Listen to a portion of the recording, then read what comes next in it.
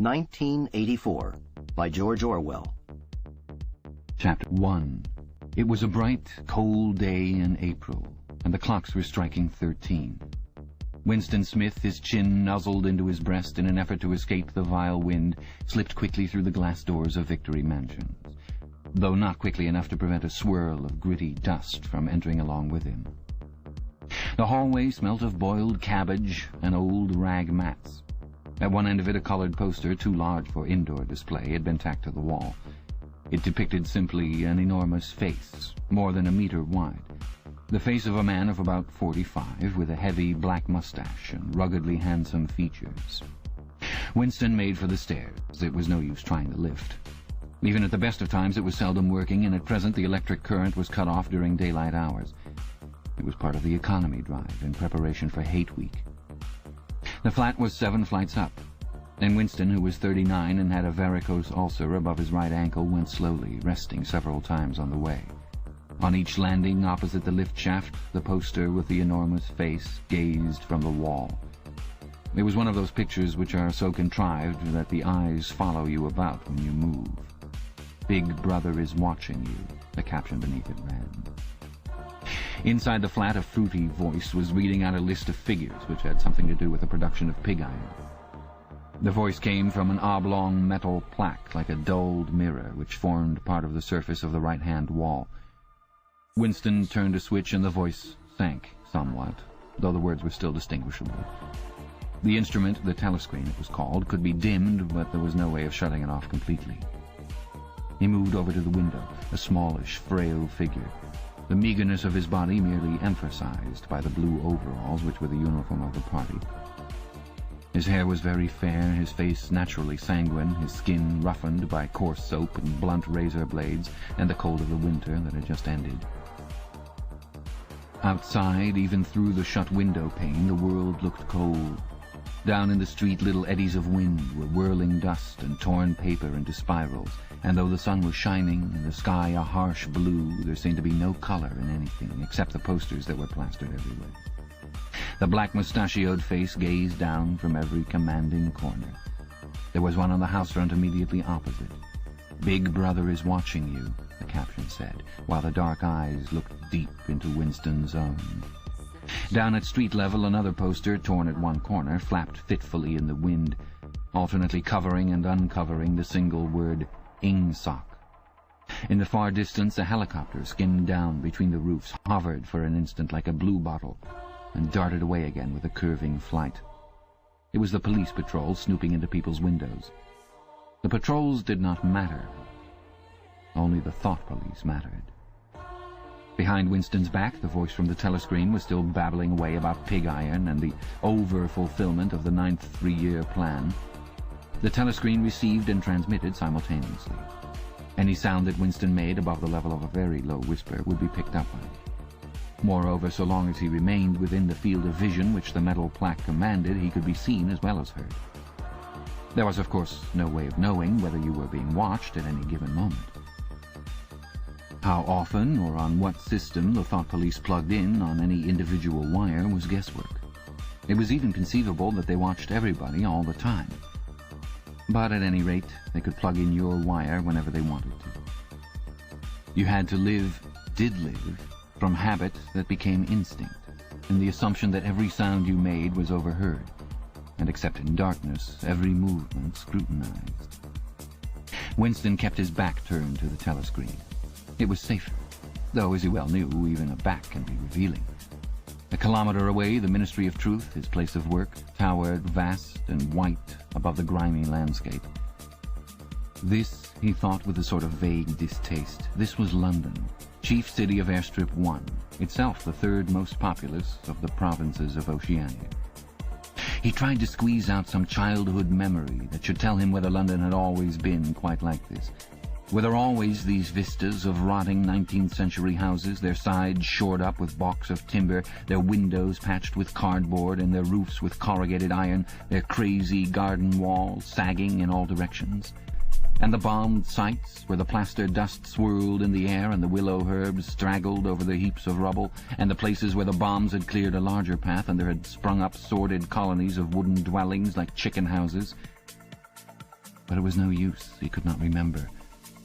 Nothing remained of his childhood except a series of bright-lit tableaus, occurring against no background and mostly unintelligible. The Ministry of Truth, Mini-True in Newspeak, was startlingly different from any other object in sight. It was an enormous pyramidal structure of glittering white concrete, soaring up terrace after terrace, 300 meters into the air. From where Winston stood, it was just possible to read, picked out on its white face in elegant lettering, the three slogans of the party. War is peace, freedom is slavery, ignorance is strength. The Ministry of Truth contained, it was said, 3,000 rooms above ground level and corresponding ramifications below. Scattered about London, there were just 3 other buildings of similar appearance and size. So completely did they dwarf the surrounding architecture that from the roof of Victory Mansions you could see all 4 of them simultaneously. They were the homes of the 4 ministries between which the entire apparatus of government was divided.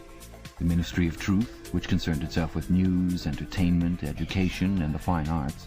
The Ministry of Peace, which concerned itself with war. The Ministry of Love, which maintained law and order. And the Ministry of Plenty, which was responsible for economic affairs. Their names in Newspeak: Mini-True, Mini-Pax, Mini-Love, and Mini-Plenty. The Ministry of Love was the really frightening one. There were no windows in it at all. Winston had never been inside the Ministry of Love, nor within half a kilometer of it. It was a place impossible to enter except on official business, and then only by penetrating through a maze of barbed wire entanglements, steel doors, and hidden machine gun nests. Even the streets leading up to its outer barriers were roamed by gorilla-faced guards in black uniforms, armed with jointed truncheons. Winston turned round abruptly. He had set his features into the expression of quiet optimism which it was advisable to wear when facing the telescreen. He crossed the room into the tiny kitchen. By leaving the ministry at this time of day, he had sacrificed his lunch in the canteen, and he was aware that there was no food in the kitchen except a hunk of dark-colored bread which had got to be saved for tomorrow's breakfast. He took down from the shelf a bottle of colorless liquid with a plain white label marked Victory Gin. It gave off a sickly, oily smell, as of Chinese rice spirit. Winston poured out nearly a teacupful, nerved himself for a shock, and gulped it down like a dose of medicine. Instantly his face turned scarlet and the water ran out of his eyes. The stuff was like nitric acid, and moreover, in swallowing it, one had the sensation of being hit on the back of the head with a rubber club. The next moment, however, the burning in his belly died down, and the world began to look more cheerful. He took a cigarette from a crumpled packet marked Victory Cigarettes and incautiously held it upright, whereupon the tobacco fell out onto the floor. With the next he was more successful. He went back to the living room and sat down at a small table that stood to the left of the telescreen.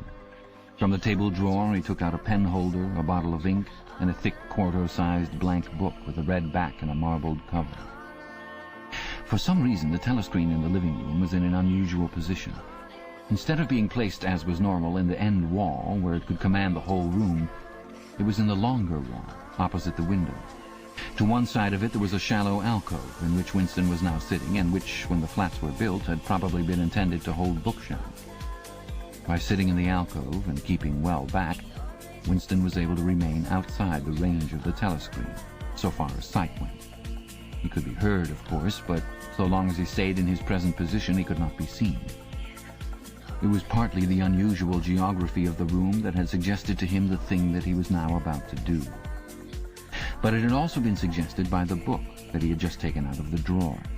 It was a peculiarly beautiful book. Its smooth, creamy paper, a little yellowed by age, was of a kind that had not been manufactured for at least 40 years past. He could guess, however, that the book was much older than that. He had seen it lying in the window of a frowsy little junk shop in a slummy quarter of the town, just what quarter he did not now remember, and had been stricken immediately by an overwhelming desire to possess it. Party members were supposed not to go into ordinary shops, dealing on the free market it was called, but the rule was not strictly kept, because there were various things, such as shoelaces and razor blades, which it was impossible to get hold of in any other way. He had given a quick glance up and down the street, and then had slipped inside and bought the book for $2.50. At the time he was not conscious of wanting it for any particular purpose. He had carried it guiltily home in his briefcase. Even with nothing written in it, it was a compromising possession. The thing that he was about to do was to open a diary. This was not illegal. Nothing was illegal, since there were no longer any laws. But if detected, it was reasonably certain that it would be punished by death, or at least by 25 years in a forced labor camp. Winston fitted a nib into the pen holder and sucked it to get the grease off. The pen was an archaic instrument, seldom used even for signatures, and he had procured one, furtively and with some difficulty, simply because of a feeling that the beautiful creamy paper deserved to be written on with a real nib instead of being scratched with an ink pencil. Actually, he was not used to writing by hand. Apart from very short notes, it was usual to dictate everything into the speak-write, which was of course impossible for his present purpose. He dipped the pen into the ink and then faltered for just a second. A tremor had gone through his bowels. To mark the paper was the decisive act. In small, clumsy letters he wrote, April 4th, 1984. He sat back. A sense of complete helplessness had descended upon him. To begin with, he did not know with any certainty that this was 1984. It must be around that date, since he was fairly sure that his age was 39, and he believed that he had been born in 1944 or 1945, but it was never possible nowadays to pin down any date within a year or two. For whom, it suddenly occurred to him to wonder, was he writing this diary? For the future, for the unborn. His mind hovered for a moment round the doubtful date on the page, and then fetched up with a bump against the newspeak word doublethink. For the first time, the magnitude of what he had undertaken came home to him. How could you communicate with the future? It was, of its nature, impossible. Either the future would resemble the present, in which case it would not listen to him, or it would be different from it, and his predicament would be meaningless. For some time he sat, gazing stupidly at the paper. The telescreen had changed over to strident military music. It was curious that he seemed not merely to have lost the power of expressing himself, but even to have forgotten what it was that he had originally intended to say. For weeks past he had been making ready for this moment, and it had never crossed his mind that anything would be needed except courage. The actual writing would be easy. All he had to do was transfer to paper the interminable, restless monologue that had been running inside his head literally for years. At this moment, however, even the monologue had dried up. Moreover, his varicose ulcer had begun itching unbearably. He dared not scratch it, because if he did so, it always became inflamed. The seconds were ticking by. He was conscious of nothing except the blankness of the page in front of him, the itching of the skin above his ankle, the blaring of the music, and a slight booziness caused by the gin. Suddenly he began writing in sheer panic, only imperfectly aware of what he was setting down. His small but childish handwriting straggled up and down the page, shedding first its capital letters and then finally even its full stops. April 4th, 1984. Last night to the flicks. All war films. One very good one of a ship full of refugees being bombed somewhere in the Mediterranean. Audience much amused by shots of a great huge fat man trying to swim away with a helicopter after him.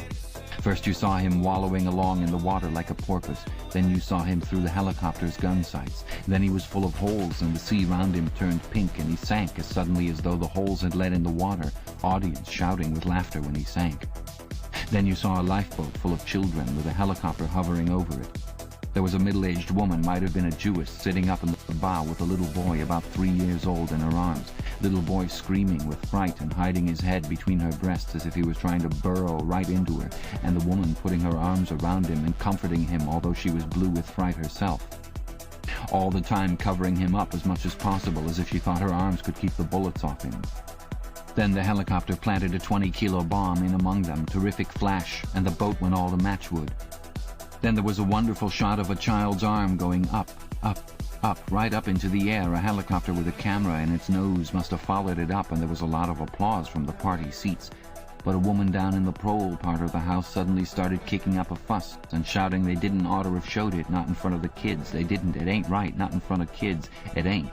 Until the police turned her out. I don't suppose anything happened to her. Nobody cares what the proles say. Typical prole reaction. They never... Winston stopped writing, partly because he was suffering from cramp. He did not know what had made him pour out this stream of rubbish. But the curious thing was that while he was doing so, a totally different memory had clarified itself in his mind, to the point where he almost felt equal to writing it down. It was, he now realized, because of this other incident that he had suddenly decided to come home and begin the diary today. It had happened that morning at the ministry, if anything so nebulous could be said to happen. It was nearly 1100, and in the records department where Winston worked, they were dragging the chairs out of the cubicles and grouping them in the center of the hall, opposite the big telescreen, in preparation for the 2 minutes hate.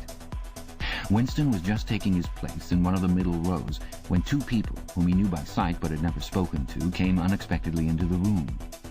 One of them was a girl whom he often passed in the corridor. He did not know her name, but he knew that she worked in the fiction department. Presumably, since he had sometimes seen her with oily hands and carrying a spanner, she had some mechanical job on one of the novel-writing machines.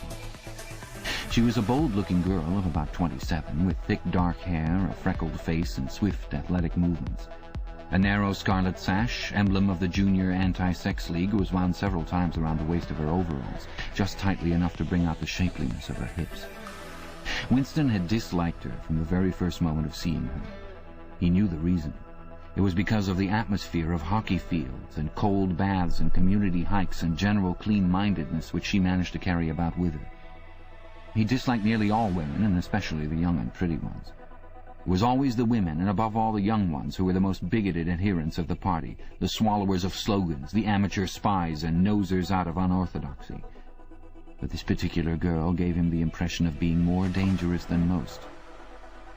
Once, when they passed in the corridor, she had given him a quick, sidelong glance, which seemed to pierce right into him and for a moment had filled him with black terror.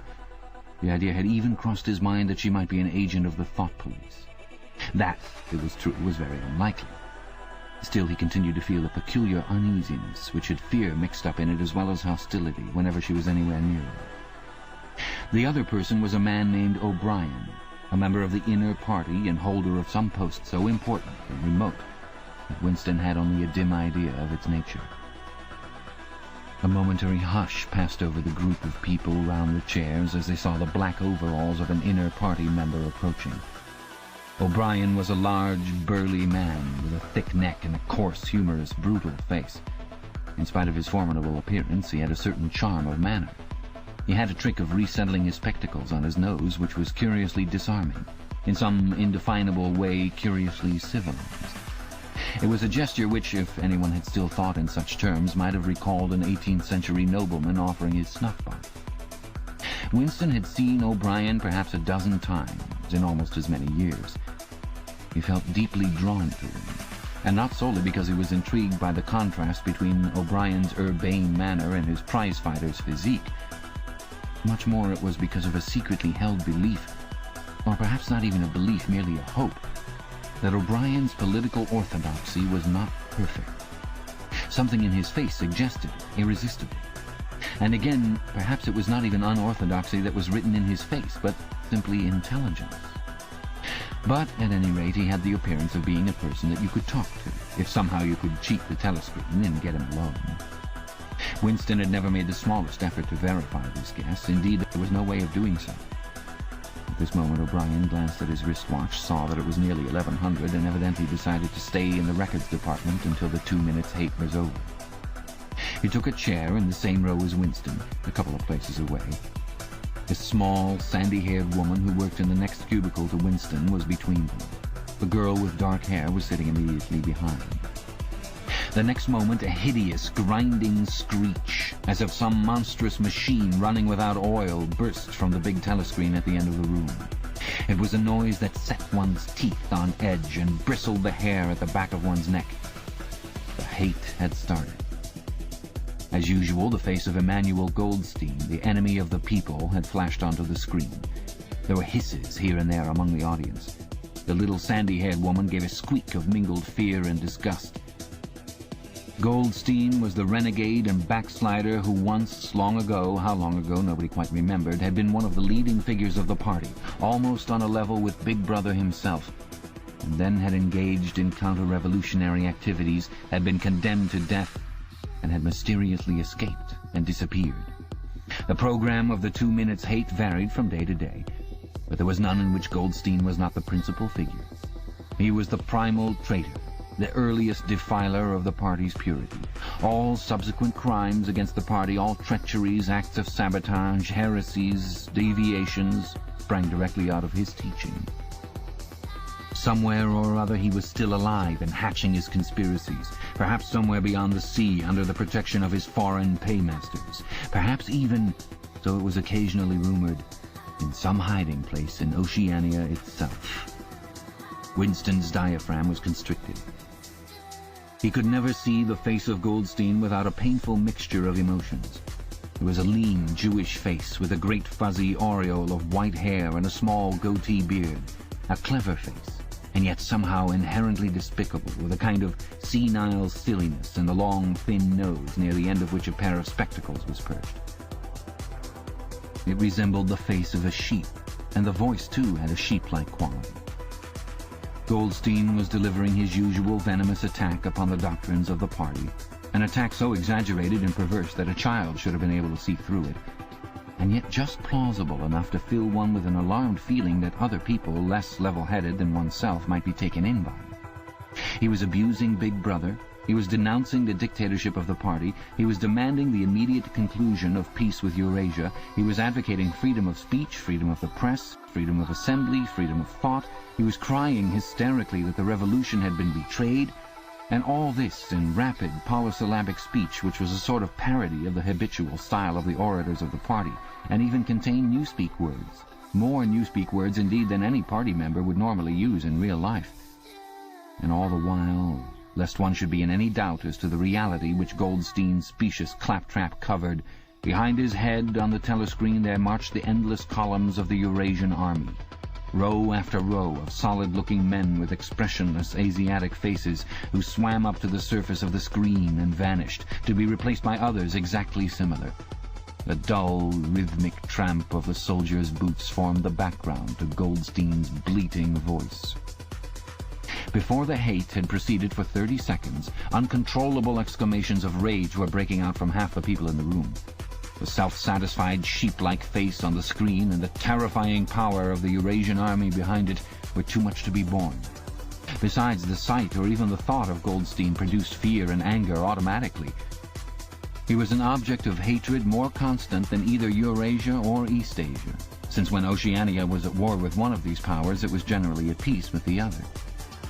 But what was strange was that although Goldstein was hated and despised by everybody, although every day and 1,000 times a day on platforms, on the telescreen, in newspapers and books, his theories were refuted, smashed, ridiculed, held up to the general gaze for the pitiful rubbish that they were, in spite of all of this, his influence never seemed to grow less.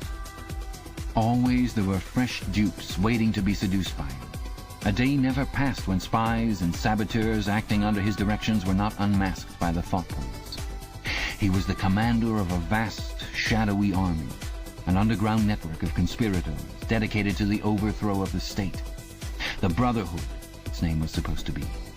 There were also whispered stories of a terrible book, a compendium of all the heresies of which Goldstein was the author and which circulated clandestinely here and there. It was a book without a title. People referred to it, if at all, simply as the book. But one knew of such things only through vague rumors. Neither the Brotherhood nor the book was a subject that any ordinary party member would mention if there was a way of avoiding it. In its second minute, the hate rose to a frenzy. People were leaping up and down in their places and shouting at the tops of their voices in an effort to drown the maddening, bleating voice that came from the screen. The little sandy-haired woman had turned bright pink, and her mouth was opening and shutting like that of a landed fish. Even O'Brien's heavy face was flushed. He was sitting very straight in his chair, his powerful chest swelling and quivering as though he were standing up to the assault of a wave.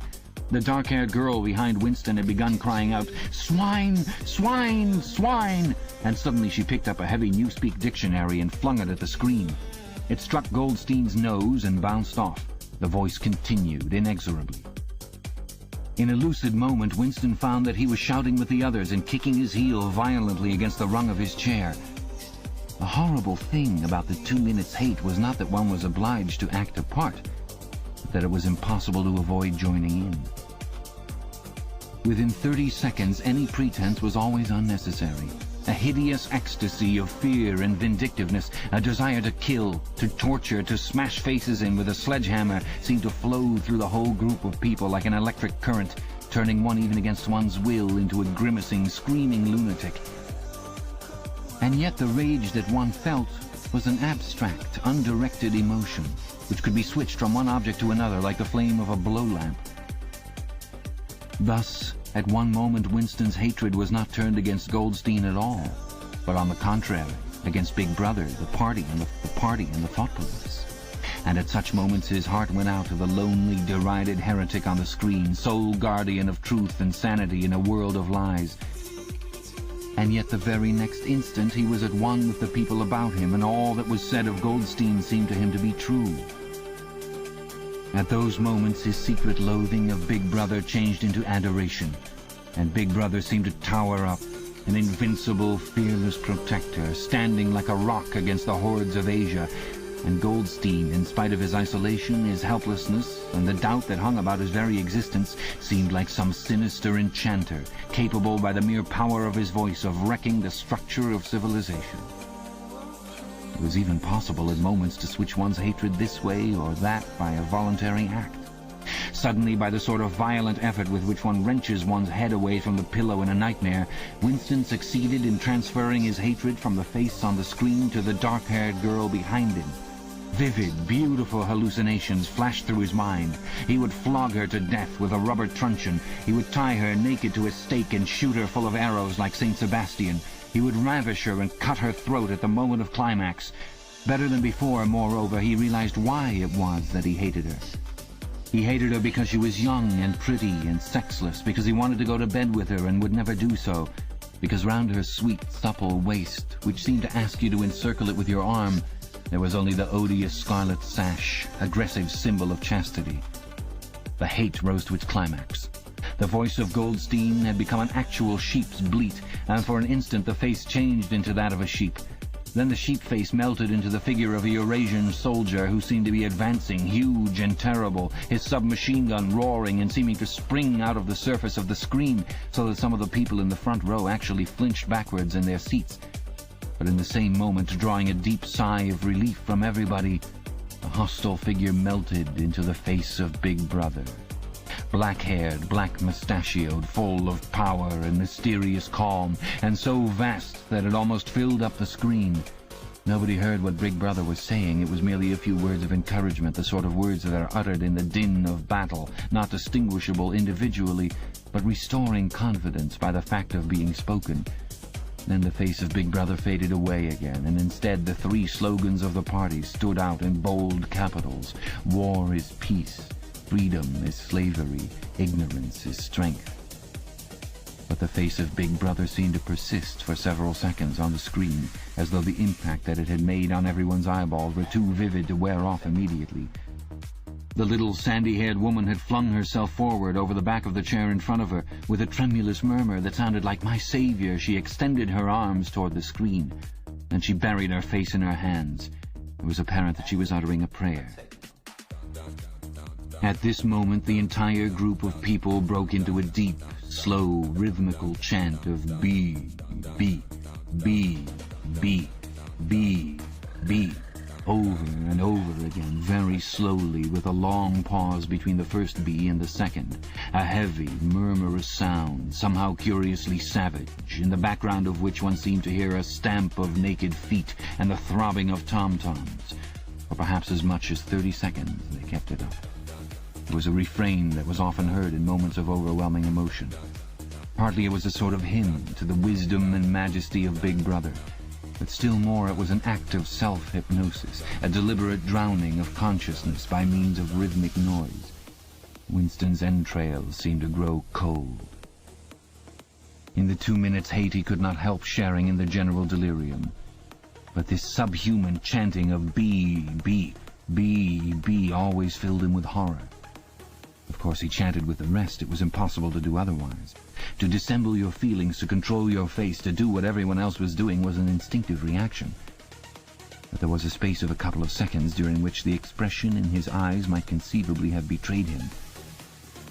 And it was exactly at this moment that the significant thing happened. If indeed it did happen. Momentarily he caught O'Brien's eye.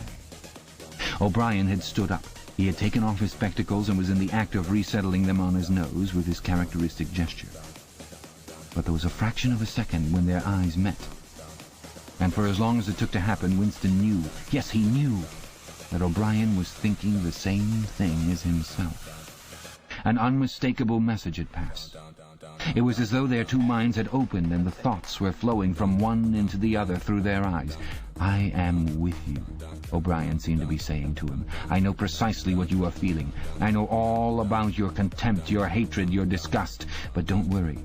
I am on your side." And then the flash of intelligence was gone, and O'Brien's face was as inscrutable as everybody else's. That was all. And he was already uncertain whether it had happened. Such incidents never had any sequel. All that they did was to keep alive in him the belief or hope that others beside himself were the enemies of the party. Perhaps the rumors of vast underground conspiracies were true after all. Perhaps the Brotherhood really existed. It was impossible, in spite of the endless arrests and confessions and executions, to be sure that the Brotherhood was not simply a myth. Some days he believed in it, some days not. There was no evidence, only fleeting glimpses that might mean anything or nothing.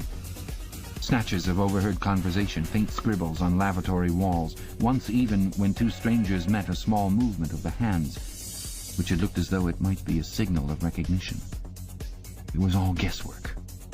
Very likely he had imagined everything. He had gone back to his cubicle without looking at O'Brien again. The idea of following up their momentary contact hardly crossed his mind. It would have been inconceivably dangerous, even if he had known how to set about doing it. For a second, 2 seconds, they had exchanged an equivocal glance, and that was the end of the story. But even that was a memorable event in the locked loneliness in which one had to live. Winston roused himself and sat up straighter. He let out a belch. The gin was rising from his stomach. His eyes refocused on the page. He discovered that while he sat helplessly musing, he had also been writing, as though by automatic action. And it was no longer the same cramped, awkward handwriting as before. His pen had slid voluptuously over the smooth paper, printing in large, neat capitals, "Down with Big Brother. Down with Big Brother. Down with Big Brother. Down with Big Brother. Down with Big Brother," over and over again, filling half a page. He could not help feeling a twinge of panic. It was absurd, since the writing of those particular words was not more dangerous than the initial act of opening the diary. But for a moment he was tempted to tear out the spoiled pages and abandon the enterprise altogether. But he did not do so, however, because he knew that it was useless.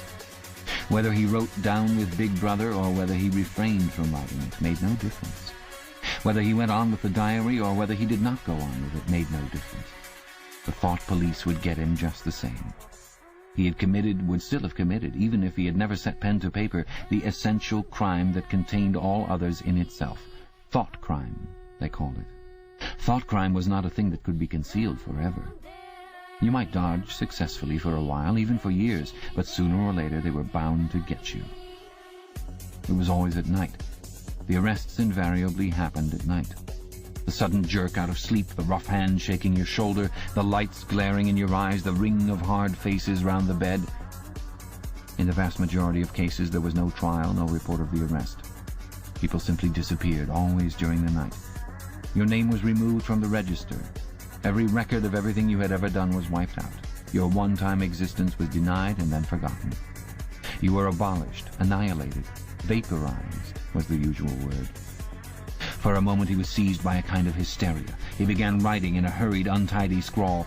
"They'll shoot me, I don't care. They'll shoot me in the back of the neck, I don't care. Down with Big Brother. They always shoot you in the back of the neck, I don't care. Down with Big Brother." He sat back in his chair, slightly ashamed of himself, and laid down his pen. The next moment he started violently. There was a knocking at his door. Already! He sat as still as a mouse in the futile hope that whoever it was might go away after a single attempt. But no, the knocking was repeated. The worst thing of all would be to delay. His heart was thumping like a drum, but his face, from long habit, was probably expressionless. He got up and moved heavily toward the door. Chapter 2.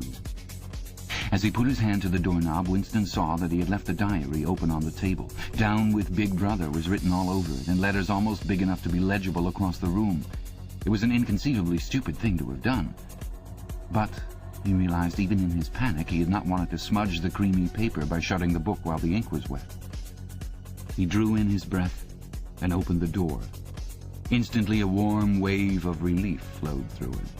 A colorless, crushed-looking woman with wispy hair and a lined face was standing outside. "Oh, comrade," she began in a dreary, whining sort of voice. "I thought I heard you come in. Do you think you could come across and have a look at our kitchen sink? It's got blocked up and—" It was Mrs. Parsons, the wife of a neighbor on the same floor. Mrs. was a word somewhat discountenanced by the party who were supposed to call everyone comrade, but with some women one used it instinctively. She was a woman of about 30, but looking much older. One had the impression that there was dust in the creases of her face. Winston followed her down the passage. These amateur repair jobs were an almost daily irritation. Victory mansions were old flats, built in 1930 or thereabouts, and were falling to pieces. The plaster flaked constantly from ceilings and walls, the pipes burst in every hard frost. The roof leaked whenever there was snow, the heating system was usually running at half steam when it was not closed down altogether for motives of economy. Repairs, except what you could do yourself, had to be sanctioned by remote committees, which were liable to hold up even the mending of a window pane for 2 years. "Of course, it's only because Tom isn't home," said Mrs. Parsons vaguely. The Parsons flat was bigger than Winston's and dingy in a different way. Everything had a battered, trampled-on look, as though the place had just been visited by some large, violent animal. Games impedimenta, hockey sticks, boxing gloves, a burst football, a pair of sweaty shorts turned inside out lay all over the floor, and on the table there was a litter of dirty dishes and dog-eared exercise books. On the walls were scarlet banners of the Youth League and the Spies, and a full-size poster of Big Brother.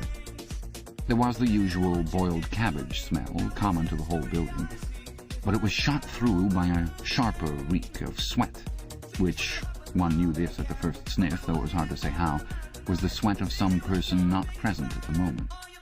In another room, someone with a comb and a piece of toilet paper was trying to keep tune with the military music, which was still issuing from the telescreen. "It's the children," said Mrs. Parsons, casting a half-apprehensive glance at the door. "They haven't been out today. And, of course—" She had a habit of breaking off her sentences in the middle. The kitchen sink was full nearly to the brim with filthy, greenish water which smelt worse than ever of cabbage. Winston knelt down and examined the angle joint of the pipe. He hated using his hands, and he hated bending down, which was always liable to start him coughing. Mrs. Parsons looked on helplessly.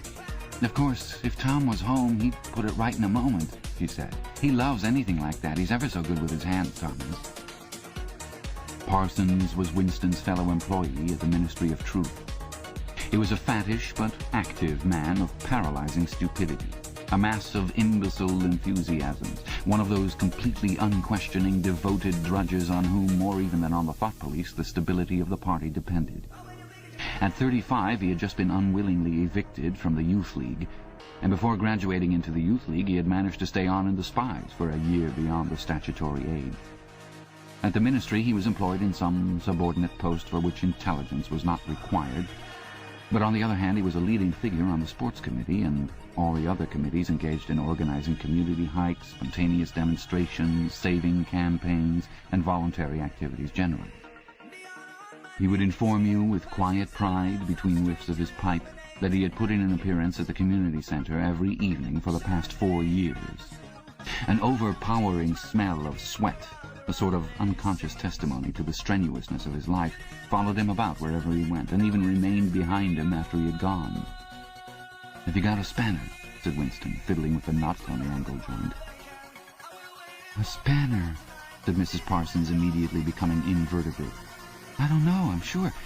Perhaps the children—" There was a trampling of boots and another blast on the comb as the children charged into the living room. Mrs. Parsons brought the spanner.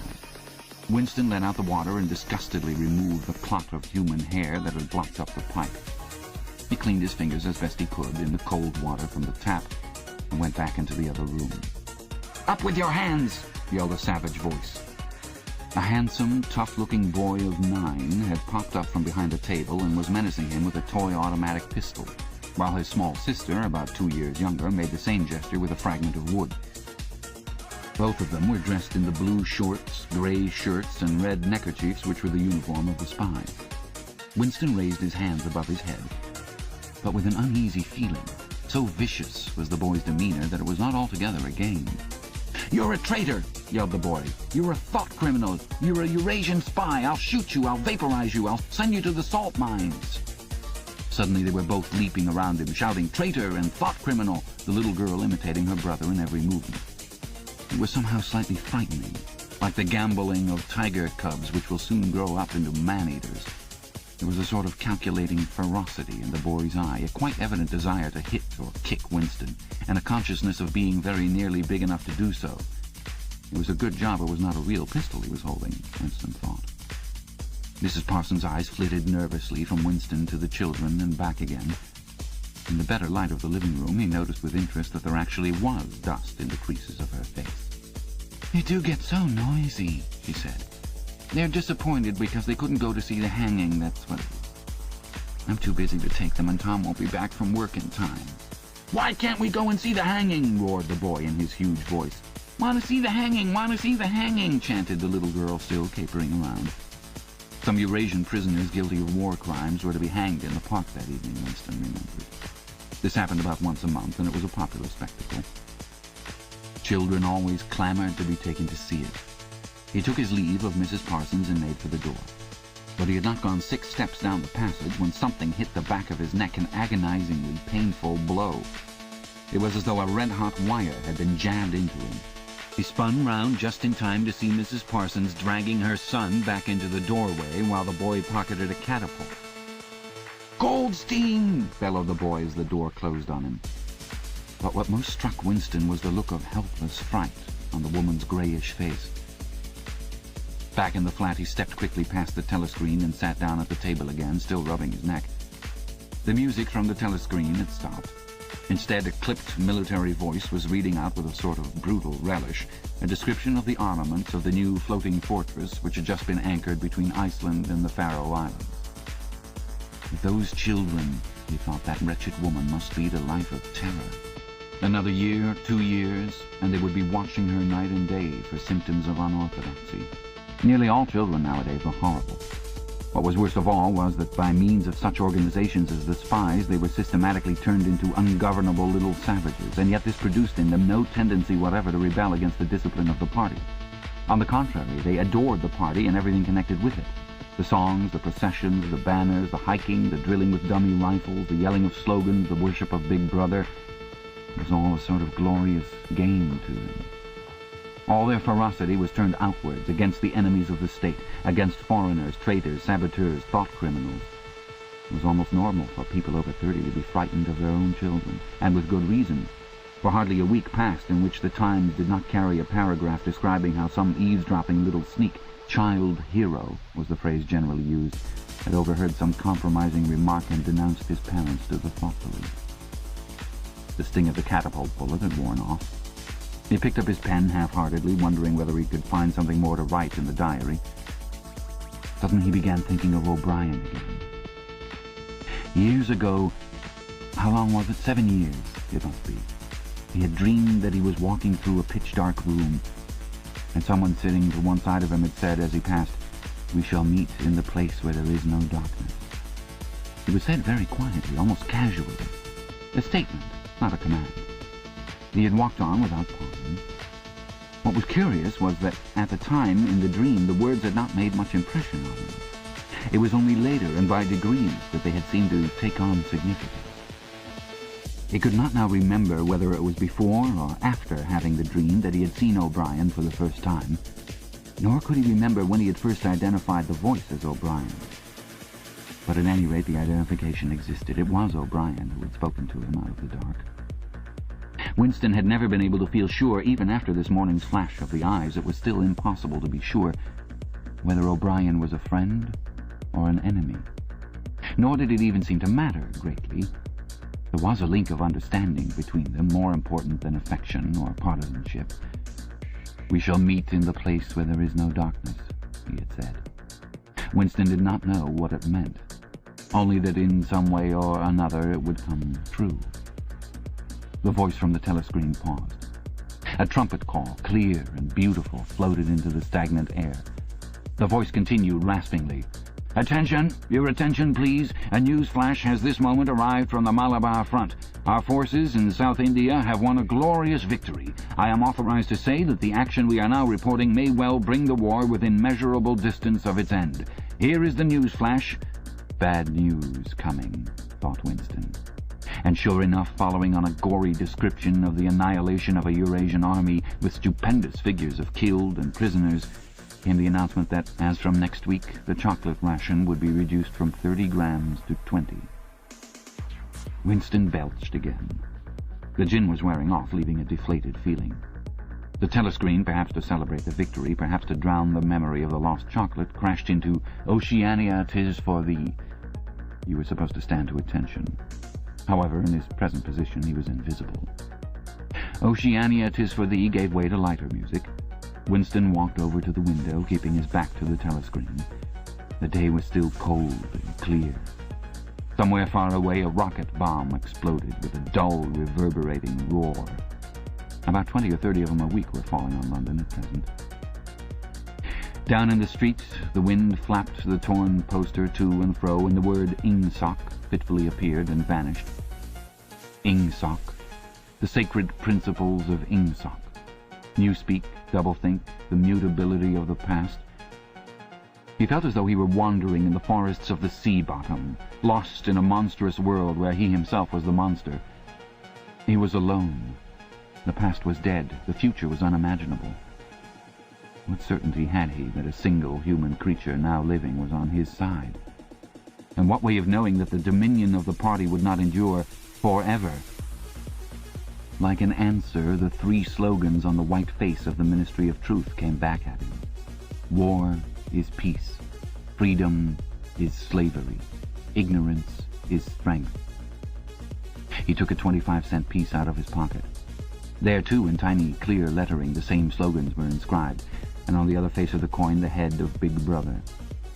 Even from the coin the eyes pursued you. On coins, on stamps, on the covers of books, on banners, on posters, and on the wrapping of a cigarette packet. Everywhere. Always the eyes watching you and the voice enveloping you. Asleep or awake, working or eating, indoors or out of doors, in the bath or in bed, no escape. Nothing was your own, except the few cubic centimeters inside your skull. The sun had shifted round, and the myriad windows of the Ministry of Truth, with the light no longer shining on them, looked grim as the loopholes of a fortress. His heart quailed before the enormous pyramidal shape. It was too strong, it could not be stormed. 1,000 rocket bombs would not batter it down. He wondered again for whom he was writing the diary. For the future, for the past, for an age that might be imaginary. And in front of him there lay not death, but annihilation. The diary would be reduced to ashes, and himself to vapor. Only the thought police would read what he had written before they wiped it out of existence and out of memory. How could you make an appeal to the future when not a trace of you, not even an anonymous word scribbled on a piece of paper, could physically survive? The telescreen struck 14. He must leave in 10 minutes. He had to be back at work by 14:30. Curiously, the chiming of the hour seemed to have put new heart into him. He was a lonely ghost, uttering a truth that nobody would ever hear.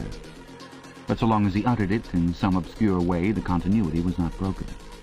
It was not by making yourself heard, but by staying sane, that you carried on the human heritage. He went back to the table, dipped his pen, and wrote, "To the future, or to the past, to a time when thought is free, when men are different from one another and do not live alone, to a time when truth exists, and what is done cannot be undone. From the age of uniformity, from the age of solitude, from the age of Big Brother, from the age of doublethink, greetings." He was already dead, he reflected.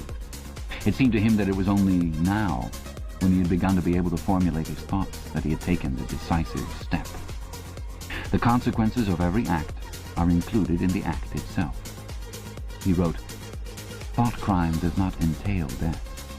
Thought crime is death. Now that he had recognized himself as a dead man, it became important to stay alive as long as possible. 2 fingers of his right hand were ink-stained. It was exactly the kind of detail that might betray you. Some nosing zealot in the ministry, a woman probably, someone like the little sandy-haired woman or the dark-haired girl from the fiction department, might start wondering why he had been writing during the lunch interval, why he had used an old-fashioned pen, what he had been writing, and then drop a hint in the appropriate quarter. He went to the bathroom and carefully scrubbed the ink away with the gritty, dark-brown soap which rasped your skin like sandpaper and was therefore well adapted for this purpose. He put the diary away in the drawer. It was quite useless to think of hiding it, but he could at least make sure whether or not its existence had been discovered. A hair laid across the page ends was too obvious. With the tip of his finger he picked up an identifiable grain of whitish dust and deposited it on the corner of the cover, where it was bound to be shaken off as the book was moved. Chapter 3. Winston was dreaming of his mother. He must, he thought, have been 10 or 11 years old when his mother had disappeared. She was a tall, statuesque, rather silent woman with slow movements and magnificent fair hair. His father he remembered more vaguely as dark and thin, dressed always in neat dark clothes. Winston remembered especially the very thin soles of his father's shoes, and wearing spectacles. The 2 of them must evidently have been swallowed up in one of the first great purges of the 50s. At that moment his mother was sitting in some place deep down beneath him, with his young sister in her arms. He did not remember his sister at all, except as a tiny, feeble baby, always silent, with large, watchful eyes. Both of them were looking up at him. They were down in some subterranean place, the bottom of a well, for instance, or a very deep grave. But it was a place which, already far below him, was itself moving downward. They were in the saloon of a sinking ship, looking up at him through the darkening water. There was still air in the saloon, they could still see him and he them, but all the while they were sinking down, down into the green waters which in another moment must hide them from sight forever. He was out in the light and air while they were being sucked down to death, and they were down there because he was up here. He knew it, and they knew it, and he could see the knowledge in their faces. There was no reproach, either in their faces or in their hearts, only the knowledge that they must die in order that he might remain alive, and that this was part of the unavoidable order of things. He could not remember what had happened, but he knew in his dream that in some way the lives of his mother and his sister had been sacrificed to his own. It was one of those dreams which, while retaining the characteristic dream scenery, are a continuation of one's intellectual life, and in which one becomes aware of facts and ideas which still seem new and valuable after one is awake. The thing that now suddenly struck Winston was that his mother's death, nearly 30 years ago, had been tragic and sorrowful in a way that was no longer possible. Tragedy, he perceived, belonged to the ancient time, to a time when there was still privacy, love, and friendship, and when the members of a family stood by one another without needing to know the reason. His mother's memory tore at his heart because she had died loving him when he was too young and selfish to love her in return, and because somehow, he did not remember how, she had sacrificed herself to a conception of loyalty that was private and unalterable. Such things, he saw, could not happen today. Today there were fear, hatred, and pain, but no dignity of emotion or deep or complex sorrow. All this he seemed to see in the large eyes of his mother and his sister, looking up at him through the green water, hundreds of fathoms down and still sinking. Suddenly he was standing on short, springy turf, on a summer evening, and the slanting rays of the sun gilded the ground. The landscape that he was looking at recurred so often in his dreams that he was never fully certain whether or not he had seen it in the real world. In his waking thoughts he called it the Golden Country. It was an old, rabbit-bitten pasture, with a foot-track wandering across it, and a mole-hole here and there. In the ragged hedge on the opposite side of the field, the boughs of the elm trees were swaying very faintly in the breeze, their leaves just stirring in dense masses like woman's hair. Somewhere near at hand, though out of sight, there was a clear, slow-moving stream, where dace were swimming in the pools under the willow trees. The girl with dark hair was coming toward him across the field. With what seemed a single movement, she tore off her clothes and flung them disdainfully aside.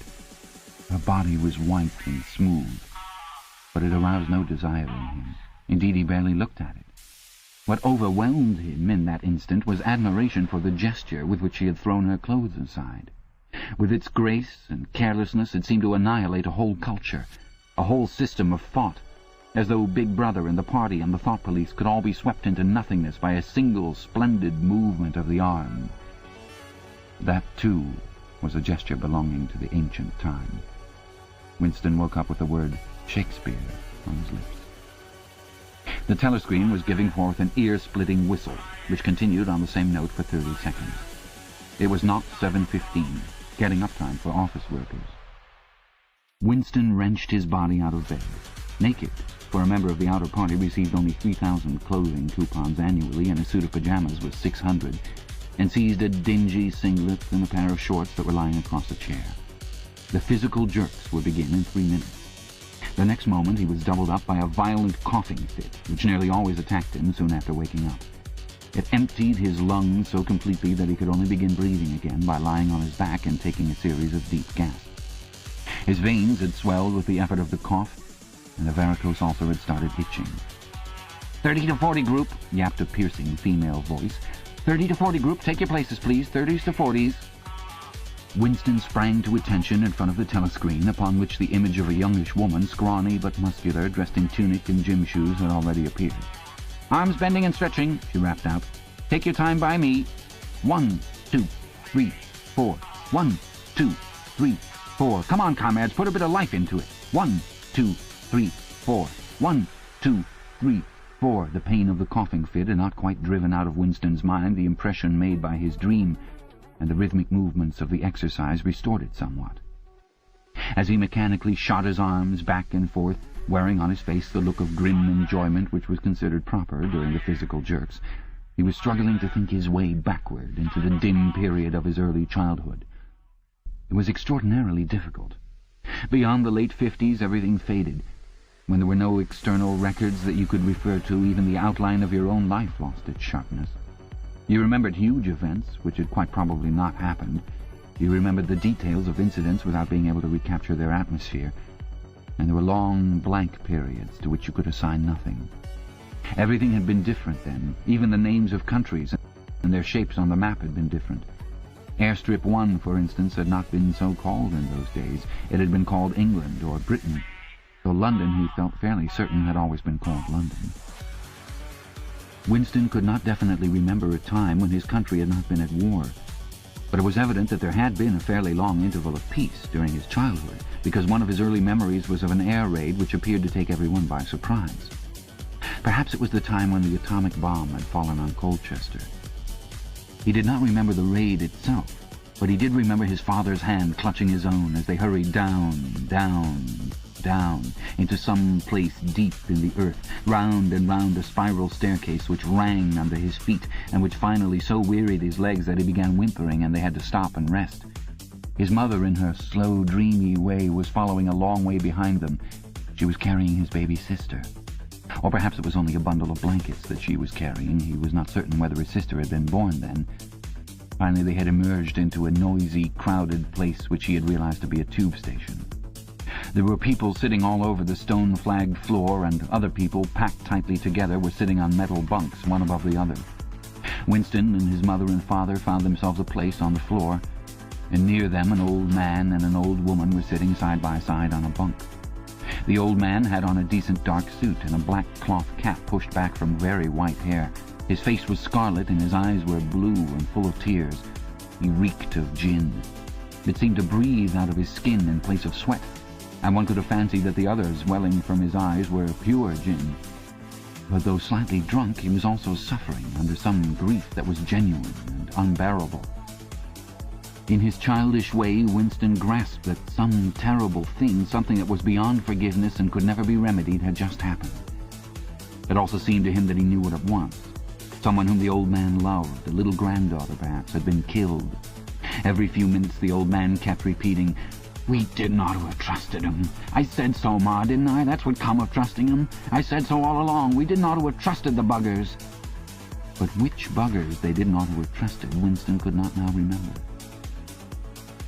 Since about that time, war had been literally continuous, though strictly speaking it had not always been the same war. For several months during his childhood there had been confused street fighting in London itself, some of which he remembered vividly. But to trace out the history of the whole period, to say who was fighting whom at any given moment, would have been utterly impossible, since no written record and no spoken word ever made mention of any other alignment than the existing one. At this moment, for example, in 1984, if it was 1984, Oceania was at war with Eurasia and in alliance with Eastasia. In no public or private utterance was it ever admitted that the three powers had at any time been grouped along different lines. Actually, as Winston well knew, it was only 4 years since Oceania had been at war with Eastasia and in alliance with Eurasia. That was merely a piece of furtive knowledge which he happened to possess, because his memory was not satisfactorily under control. Officially, the change of partners had never happened. Oceania was at war with Eurasia. Therefore, Oceania had always been at war with Eurasia. The enemy of the moment always represented absolute evil, and it followed that any past or future agreement with him was impossible. The frightening thing, he reflected for the 10,000th time as he forced his shoulders painfully backward, with hands on hips. They were gyrating their bodies from the waist, an exercise that was supposed to be good for the back muscles. The frightening thing was that it might all be true.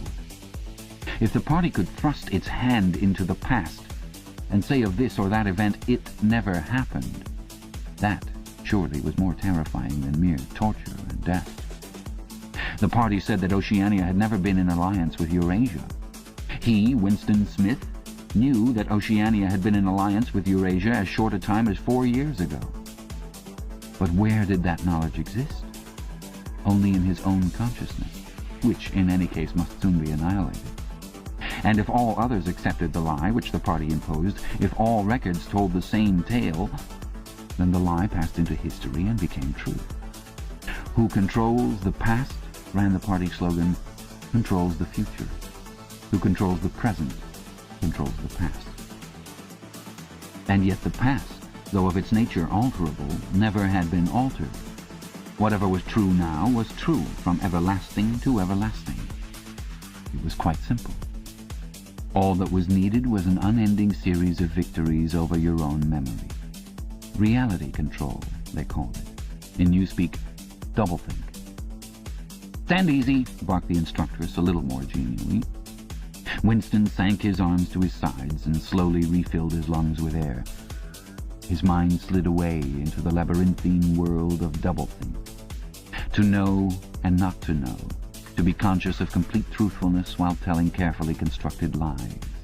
To hold simultaneously two opinions which cancelled out, knowing them to be contradictory and believing in both of them. To use logic against logic. To repudiate morality while laying claim to it. To believe that democracy was impossible and that the party was the guardian of democracy. To forget whatever it was necessary to forget, then to draw it back into memory again at the moment when it was needed, and then promptly to forget it again. And above all, to apply the same process to the process itself. That was the ultimate subtlety. Consciously to induce unconsciousness, and then once again to become unconscious of the act of hypnosis you had just performed. Even to understand the word doublethink involved the use of doublethink. The instructress had called them to attention again. "And now let's see which one of us can touch our toes," she said enthusiastically. "Right over from the hips, please, comrades. 1, 2. 1, 2. Winston loathed this exercise, which sent shooting pains all the way from his heels to his buttocks and often ended by bringing on another coughing fit. The half-pleasant quality went out of his meditations. The past, he reflected, had not merely been altered.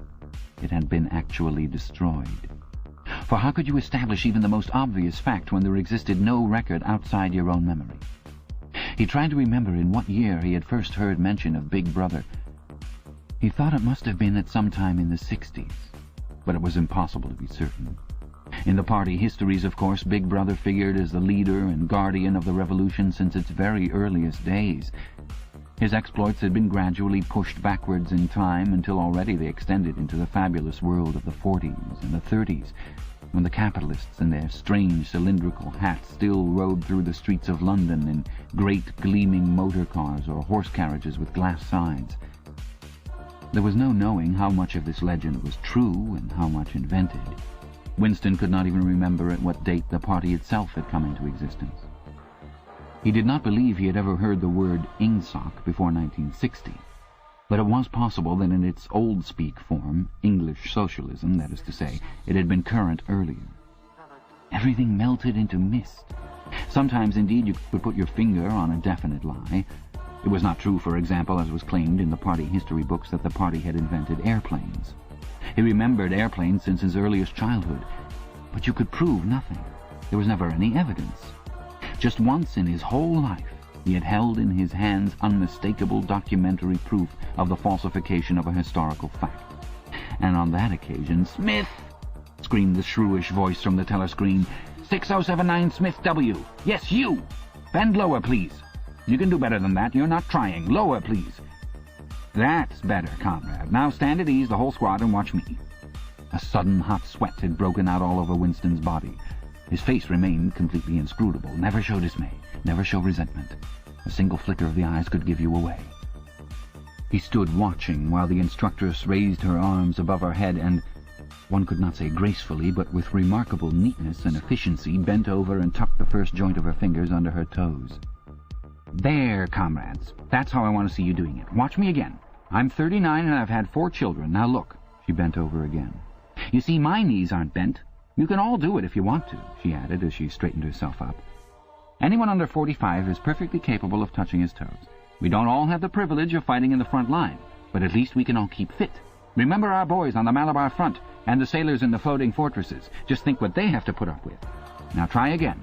That's better, comrade. That's much better, she added encouragingly as Winston, with a violent lunge, succeeded in touching his toes with knees unbent for the first time in several years. Chapter 4. With the deep, unconscious sigh which not even the nearness of the telescreen could prevent him from uttering when his day's work started, Winston pulled the speakwrite toward him, blew the dust from its mouthpiece, and put on his spectacles. Then he unrolled and clipped together 4 small cylinders of paper which had already flopped out of the pneumatic tube on the right-hand side of his desk. In the walls of the cubicle there were 3 orifices. To the right of the speakwrite, a small pneumatic tube for written messages. To the left, a larger one for newspapers. And in the side wall, within easy reach of Winston's arm, a large oblong slit protected by a wire grating. This last was for the disposal of waste paper. Similar slits existed in thousands or tens of thousands throughout the building, not only in every room, but at short intervals in every corridor. For some reason they were nicknamed memory holes. When one knew that any document was due for destruction, or even when one saw a scrap of waste paper lying about, it was an automatic action to lift the flap of the nearest memory hole and drop it in, whereupon it would be whirled away on a current of warm air to the enormous furnaces which were hidden somewhere in the recesses of the building. Winston examined the 4 slips of paper which he had unrolled. Each contained a message of only 1 or 2 lines in the abbreviated jargon, not actually Newspeak, but consisting largely of Newspeak words, which was used in the Ministry for Internal Purposes. They ran, Times 17-3-84, BB speech mal-reported, Africa rectify. Times 19-12-83, forecasts 3 YP 4th quarter 83 misprints verify current issue. Times 14-2-84, mini plenty mal-quoted chocolate rectify. Times 3-12-83, reporting BB day order double plus ungood refs unpersons rewrite full wise up sub anti-filing. With a faint feeling of satisfaction, Winston laid the 4th message aside. It was an intricate and responsible job and had better be dealt with last. The other 3 were routine matters, though the second one would probably mean some tedious wading through lists of figures. Winston dialed back numbers on the telescreen and called for the appropriate issues of the Times, which slid out of the pneumatic tube after only a few minutes' delay. The messages he had received referred to articles or news items which for one reason or another it was thought necessary to alter, or as the official phrase had it, to rectify. For example, it appeared from the Times of the 17th of March that Big Brother, in his speech of the previous day, had predicted that the South Indian front would remain quiet, but that a Eurasian offensive would shortly be launched in North Africa. As it happened, the Eurasian Higher Command had launched its offensive in South India and left North Africa alone. It was therefore necessary to rewrite a paragraph of Big Brother's speech in such a way as to make him predict the thing that had actually happened. Or again, the Times of the 19th of December had published the official forecasts of the output of various classes of consumption goods in the fourth quarter of 1983, which was also the sixth quarter of the ninth three-year plan. Today's issue contained a statement of the actual output, from which it appeared that the forecasts were in every instance grossly wrong. Winston's job was to rectify the original figures by making them agree with the later ones. As for the third message, it referred to a very simple error which could be set right in a couple of minutes. As short a time ago as February, the Ministry of Plenty had issued a promise, a categorical pledge were the official words, that there would be no reduction of the chocolate ration during 1984. Actually, as Winston was aware, the chocolate ration was to be reduced from 30 grams to 20 at the end of the present week. All that was needed was to substitute for the original promise a warning that it would probably be necessary to reduce the ration at some time in April. As soon as Winston had dealt with each of the messages, he clipped his speak-written corrections to the appropriate copy of the Times and pushed them into the pneumatic tube. Then, with a movement which was as nearly as possible unconscious, he crumpled up the original message and any notes that he himself had made, and dropped them into the memory hole to be devoured by the flames. What happened in the unseen labyrinth to which all the pneumatic tubes led he did not know in detail, but he did know in general terms. As soon as all the corrections which happened to be necessary in any particular number of the Times had been assembled and collated, that number would be reprinted, the original copy destroyed, and the corrected copy placed on the files in its stead. This process of continuous alteration was applied not only to newspapers, but to books, periodicals, pamphlets, posters, leaflets, films, soundtracks, cartoons, photographs, to every kind of literature or documentation which might conceivably hold any political or ideological significance. Day by day and almost minute by minute the past was brought up to date. In this way, every prediction made by the party could be shown by documentary evidence to have been correct. Nor was any item of news or any expression of opinion which conflicted with the needs of the moment ever allowed to remain on record. All history was a palimpsest, scraped clean and reinscribed exactly as often as was necessary. In no case would it have been possible, once the deed was done, to prove that any falsification had taken place. The largest section of the Records Department, far larger than the one in which Winston worked, consisted simply of persons whose duty it was to track down and collect all copies of books, newspapers, and other documents which had been superseded and were due for destruction. A number of the Times which might, because of changes in political alignment or mistaken prophecies uttered by Big Brother, have been rewritten a dozen times, still stood on the files bearing its original date, and no other copy existed to contradict it. Books also were recalled and rewritten again and again, and were invariably reissued without any admission that any alteration had been made. Even the written instructions which Winston received, and which he invariably got rid of as soon as he had dealt with them, never stated or implied that an act of forgery was to be committed. Always the reference was to slips, errors, misprints, or misquotations which it was necessary to put right in the interests of accuracy. But actually, he thought as he readjusted the Ministry of Plenty's figures, it was not even forgery. It was merely the substitution of one piece of nonsense for another. Most of the material that you were dealing with had no connection with anything in the real world, not even the kind of connection that is contained in a direct lie. Statistics were just as much a fantasy in their original version as in their rectified version. A great deal of the time you were expected to make them up out of your head. For example, the Ministry of Plenty's forecast had estimated the output of boots for the quarter at 145 million pairs. The actual output was given as 62 million. Winston, however, in rewriting the forecast, marked the figure down to 57 million, so as to allow for the usual claim that the quota had been overfilled. In any case, 62 millions was no nearer the truth than 57 millions, or than 145 millions. Very likely, no boots had been produced at all. Likelier still, nobody knew how many had been produced, much less cared. All one knew was that every quarter astronomical numbers of boots were produced on paper, while perhaps half the population of Oceania went barefoot. And so it was with every class of recorded fact, great or small. Everything faded away into a shadow world, in which finally even the date of the year had become uncertain. Winston glanced across the hall. In the corresponding cubicle on the other side, a small, precise-looking, dark-chinned man named Tillotson was working steadily away, with a folded newspaper on his knee and his mouth very close to the mouthpiece of the speakwrite. He had the air of trying to keep what he was saying a secret between himself and the telescreen. He looked up, and his spectacles darted a hostile flash in Winston's direction. Winston hardly knew Tillotson and had no idea what work he was employed on. People in the records department did not readily talk about their jobs.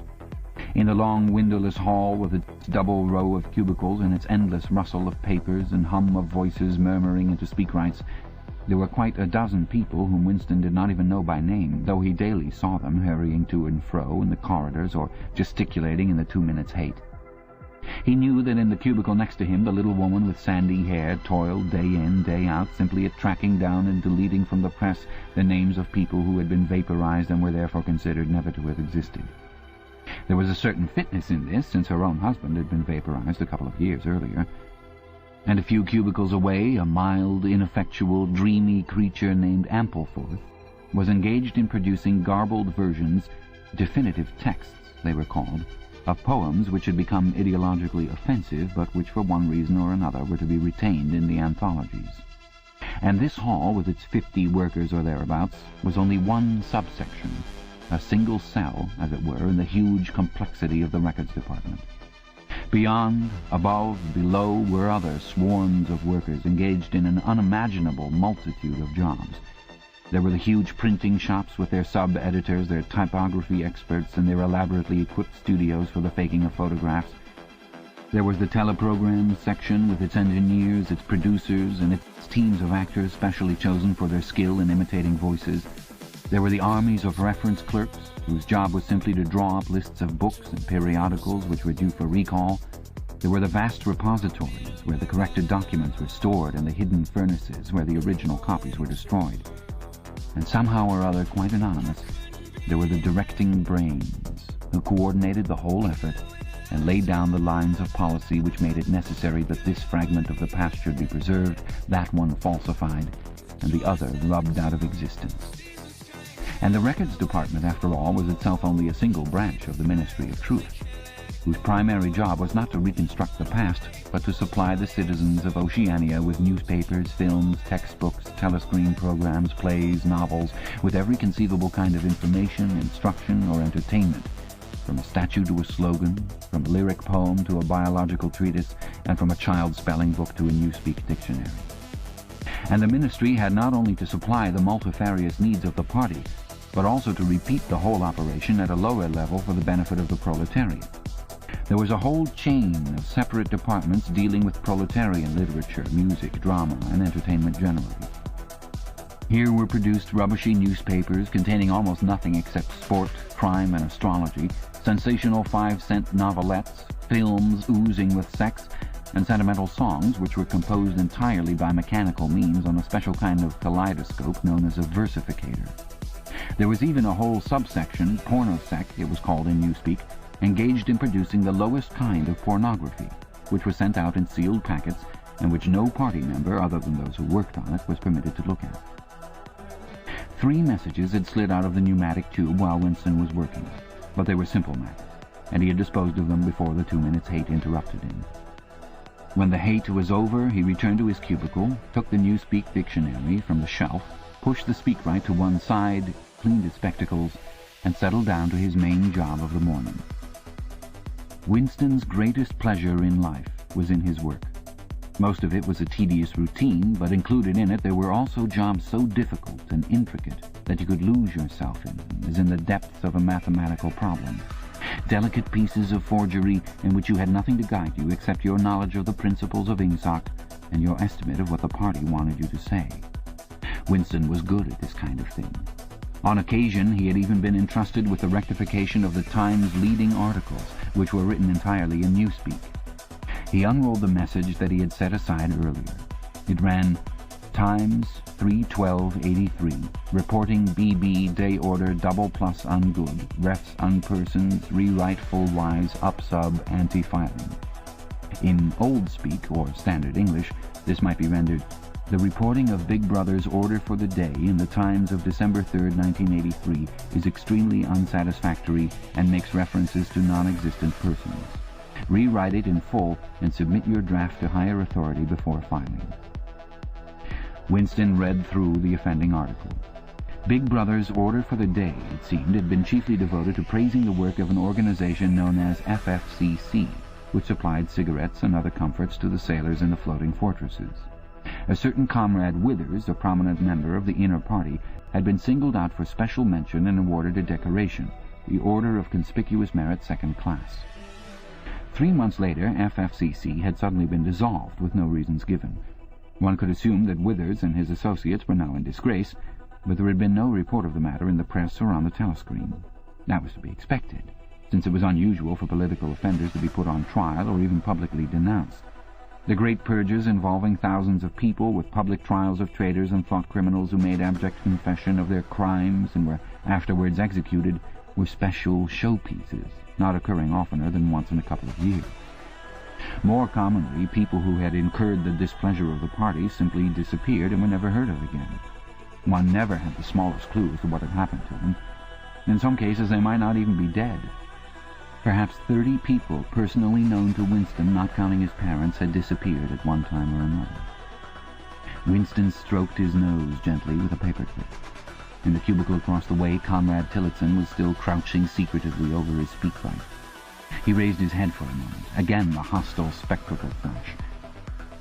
Winston wondered whether Comrade Tillotson was engaged on the same job as himself. It was perfectly possible. So tricky a piece of work would never be entrusted to a single person. On the other hand, to turn it over to a committee would be to admit openly that an act of fabrication was taking place. Very likely as many as a dozen people were now working away on rival versions of what Big Brother had actually said. And presently some master brain in the inner party would select this version or that, would re-edit it and set in motion the complex processes of cross-referencing that would be required, and then the chosen lie would pass into the permanent records and become truth. Winston did not know why Withers had been disgraced. Perhaps it was for corruption or incompetence. Perhaps Big Brother was merely getting rid of a too popular subordinate. Perhaps Withers or someone close to him had been suspected of heretical tendencies. Or perhaps, what was likeliest of all, the thing had simply happened because purges and vaporizations were a necessary part of the mechanics of government. The only real clue lay in the word refs unpersons, which indicated that Withers was already dead. You could not invariably assume this to be the case when people were arrested. Sometimes they were released and allowed to remain at liberty for as much as a year or 2 years before being executed. Very occasionally, some persons whom you had believed dead long since would make a ghostly reappearance at some public trial, where he would implicate hundreds of others by his testimony before vanishing this time forever. Withers, however, was already an unperson. He did not exist. He had never existed. Winston decided that it would not be enough simply to reverse the tendency of Big Brother's speech. It was better to make it deal with something totally unconnected with its original subject. He might turn the speech into the usual denunciation of traitors and thought criminals, but that was a little too obvious. While to invent a victory at the front or some triumph of overproduction in the 9th three-year plan might complicate the records too much. What was needed was a piece of pure fantasy. Suddenly there sprang into his mind, ready-made as it were, the image of a certain Comrade Ogilvy, who had recently died in battle in heroic circumstances. There were occasions when Big Brother devoted his order for the day to commemorating some humble, rank-and-file party member whose life and death he held up as an example worthy to be followed. Today he should commemorate Comrade Ogilvy. It was true that there was no such person as Comrade Ogilvy, but a few lines of print and a couple of faked photographs would soon bring him into existence. Winston thought for a moment, then pulled the speakwrite toward him and began dictating in Big Brother's familiar style. A style at once military and pedantic, and because of a trick of asking questions and then promptly answering them, "What lessons do we learn from this fact, comrades? The lessons, which is also one of the fundamental principles of INGSOC, that," etc., etc., easy to imitate. At the age of 3, Comrade Ogilvy had refused all toys, except a drum, a submachine gun, and a model helicopter. At 6, a year early by a special relaxation of the rules, he had joined the spies. At 9, he had been a troop leader. At 11, he had denounced his uncle to the thought police after overhearing a conversation which appeared to him to have criminal tendencies. At 17, he had been a district organizer of the Junior Anti-Sex League. At 19, he had designed a hand grenade which had been adopted by the Ministry of Peace and which, at its first trial, had killed 31 Eurasian prisoners in one burst. At 23, he had perished in action. Pursued by enemy jet planes while flying over the Indian Ocean with important dispatches, he had weighted his body with his machine gun and leapt out of the helicopter into deep water, dispatches and all. An end, said Big Brother, which it was impossible to contemplate without feelings of envy. Big Brother added a few remarks on the purity and single-mindedness of Comrade Ogilvy's life. He was a total abstainer and a non-smoker, had no recreations except a daily hour in the gymnasium, and had taken a vow of celibacy, believing marriage and the care of a family to be incompatible with a 24-hour-a-day devotion to duty. He had no subjects of conversation except the principles of Ingsoc, and no aim in life except the defeat of the Eurasian enemy and the hunting down of spies, saboteurs, thought criminals, and traitors generally. Winston debated with himself whether to award Comrade Ogilvy the Order of Conspicuous Merit, and in the end he decided against it because of the unnecessary cross-referencing that it would entail. Once again he glanced at his rival in the opposite cubicle. Something seemed to tell him with certainty that Tillotson was busy on the same job as himself. There was no way of knowing whose version would finally be adopted, but he felt a profound conviction that it would be his own. Comrade Ogilvy, unimagined an hour ago, was now a fact. It struck him as curious that you could create dead men but not living ones. Comrade Ogilvy, who had never existed in the present, now existed in the past. And when once the act of forgery was forgotten, he would exist just as authentically and upon the same evidence as Charlemagne or Julius Caesar. Chapter 5. In the low-ceilinged canteen deep underground, the lunch queue jerked slowly forward. The room was already very full and deafeningly noisy. From the grill at the counter the steam of stew came pouring forth with a sour metallic smell which did not quite overcome the fumes of Victory gin. On the far side of the room there was a small bar, a mere hole in the wall where gin could be bought at 10 cents the large nip. "Just the man I was looking for," said a voice at Winston's back. He turned round. It was his friend Syme, who worked in the research department. Perhaps friend was not exactly the right word. You did not have friends nowadays, you had comrades. But there were some comrades whose society was pleasanter than that of others. Syme was a philologist, a specialist in newspeak. Indeed, he was one of the enormous team of experts now engaged in compiling the 11th edition of the Newspeak Dictionary. He was a tiny creature, smaller than Winston, with dark hair and large, protuberant eyes, at once mournful and derisive, which seemed to search your face closely while he was speaking to you. "I wanted to ask whether you'd got any razor blades," he said. "Not one," said Winston, with a sort of guilty haste. "I've tried all over the place. They don't exist any longer."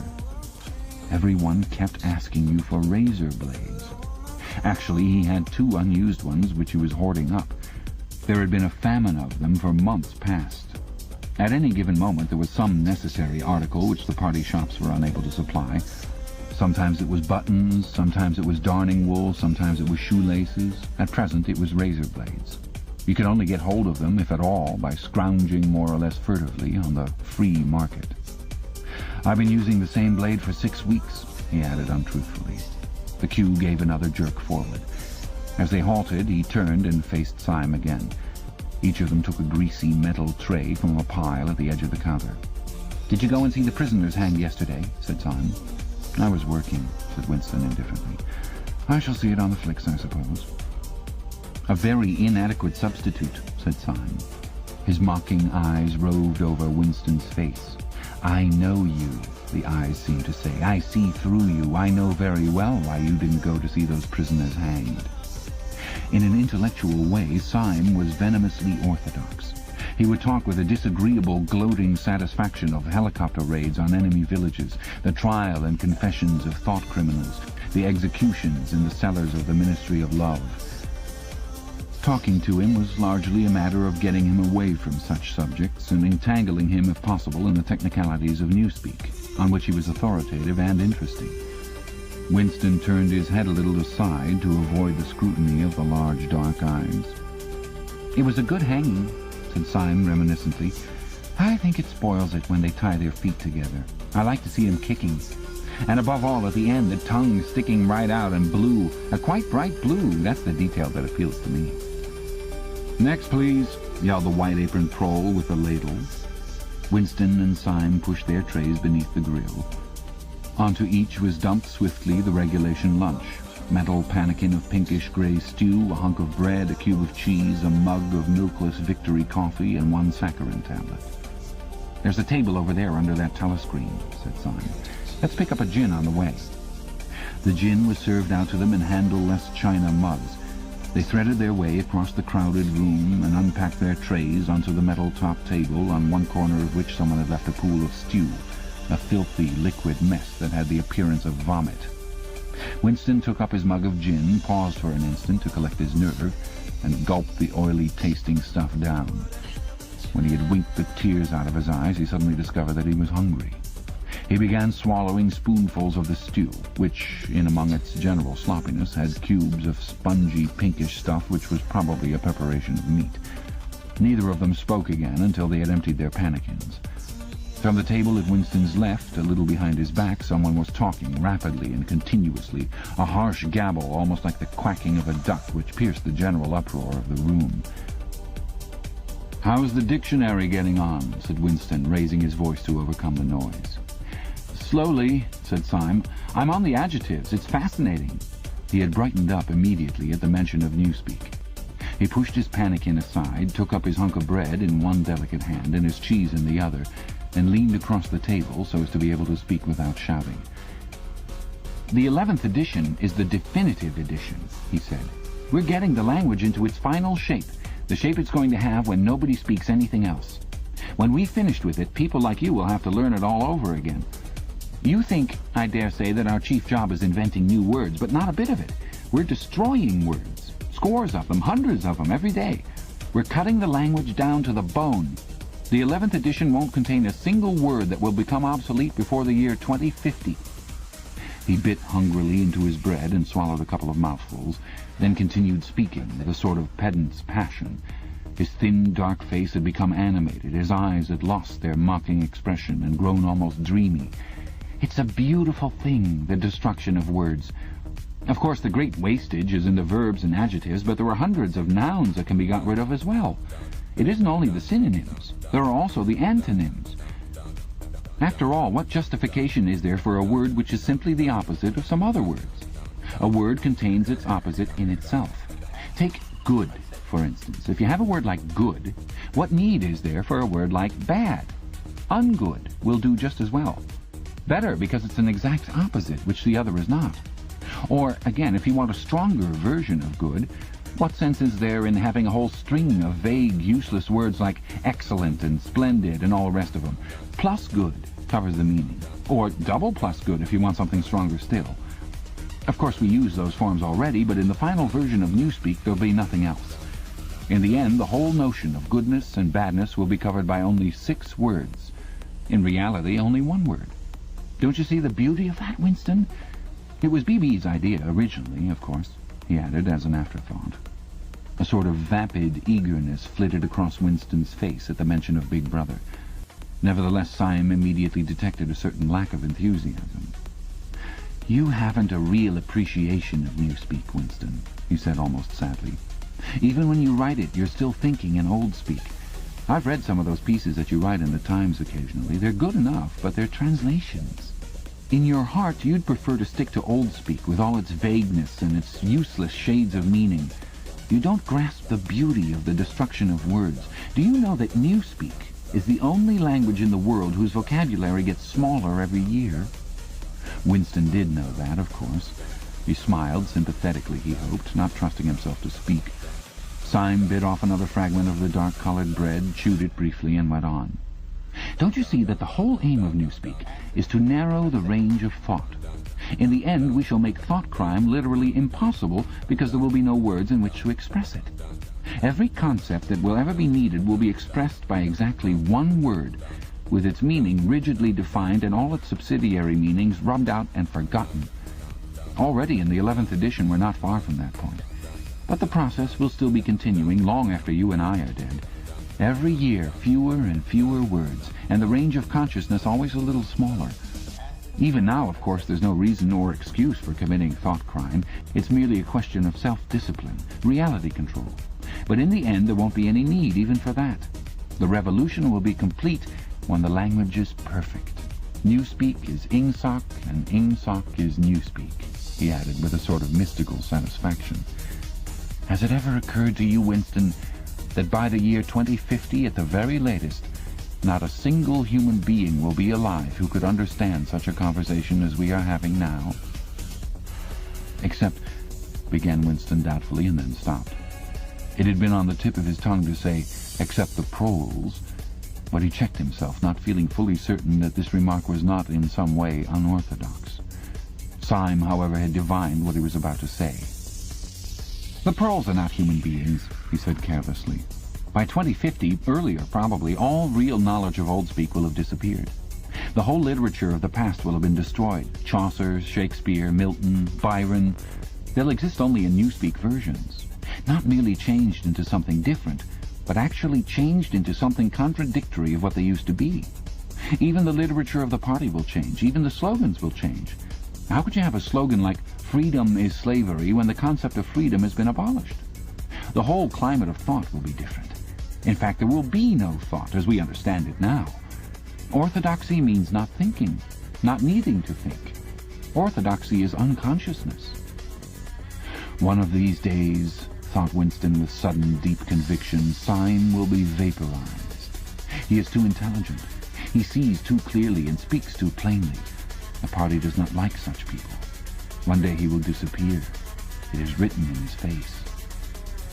Winston had finished his bread and cheese. He turned a little sideways in his chair to drink his mug of coffee.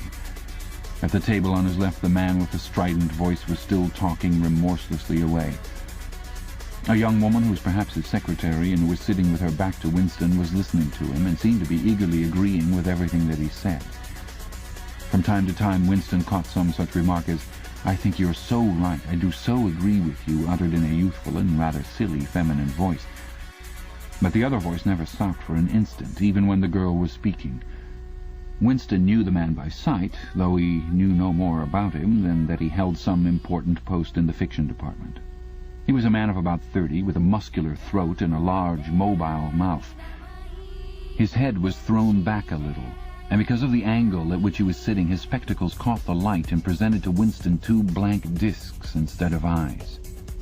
What was slightly horrible was that from the stream of sound that poured out of his mouth it was almost impossible to distinguish a single word. Just once Winston caught a phrase, "complete and final elimination of Goldsteinism," jerked out very rapidly, and as it seemed all in one piece, like a line of type cast solid. For the rest it was just a noise, a quack-quack-quacking. And yet, though you could not actually hear what the man was saying, you could not be in any doubts about its general nature. He might be denouncing Goldstein and demanding sterner measures against thought criminals and saboteurs. He might be fulminating against the atrocities of the Eurasian army. He might be praising Big Brother or the heroes on the Malabar front. It made no difference. Whatever it was, you could be certain that every word of it was pure orthodoxy, pure Ingsoc. As he watched the eyeless face with the jaw moving rapidly up and down, Winston had a curious feeling that this was not a real human being, but some kind of dummy. It was not the man's brain that was speaking, it was his larynx. The stuff that was coming out of him consisted of words, but it was not speech in the true sense. It was a noise uttered in unconsciousness, like the quacking of a duck. Syme had fallen silent for a moment, and with the handle of his spoon was tracing patterns in the puddle of stew. The voice from the other table quacked rapidly on, easily audible in spite of the surrounding din. "There is a word in Newspeak," said Syme. "I don't know whether you know it. Duck speak, to quack like a duck.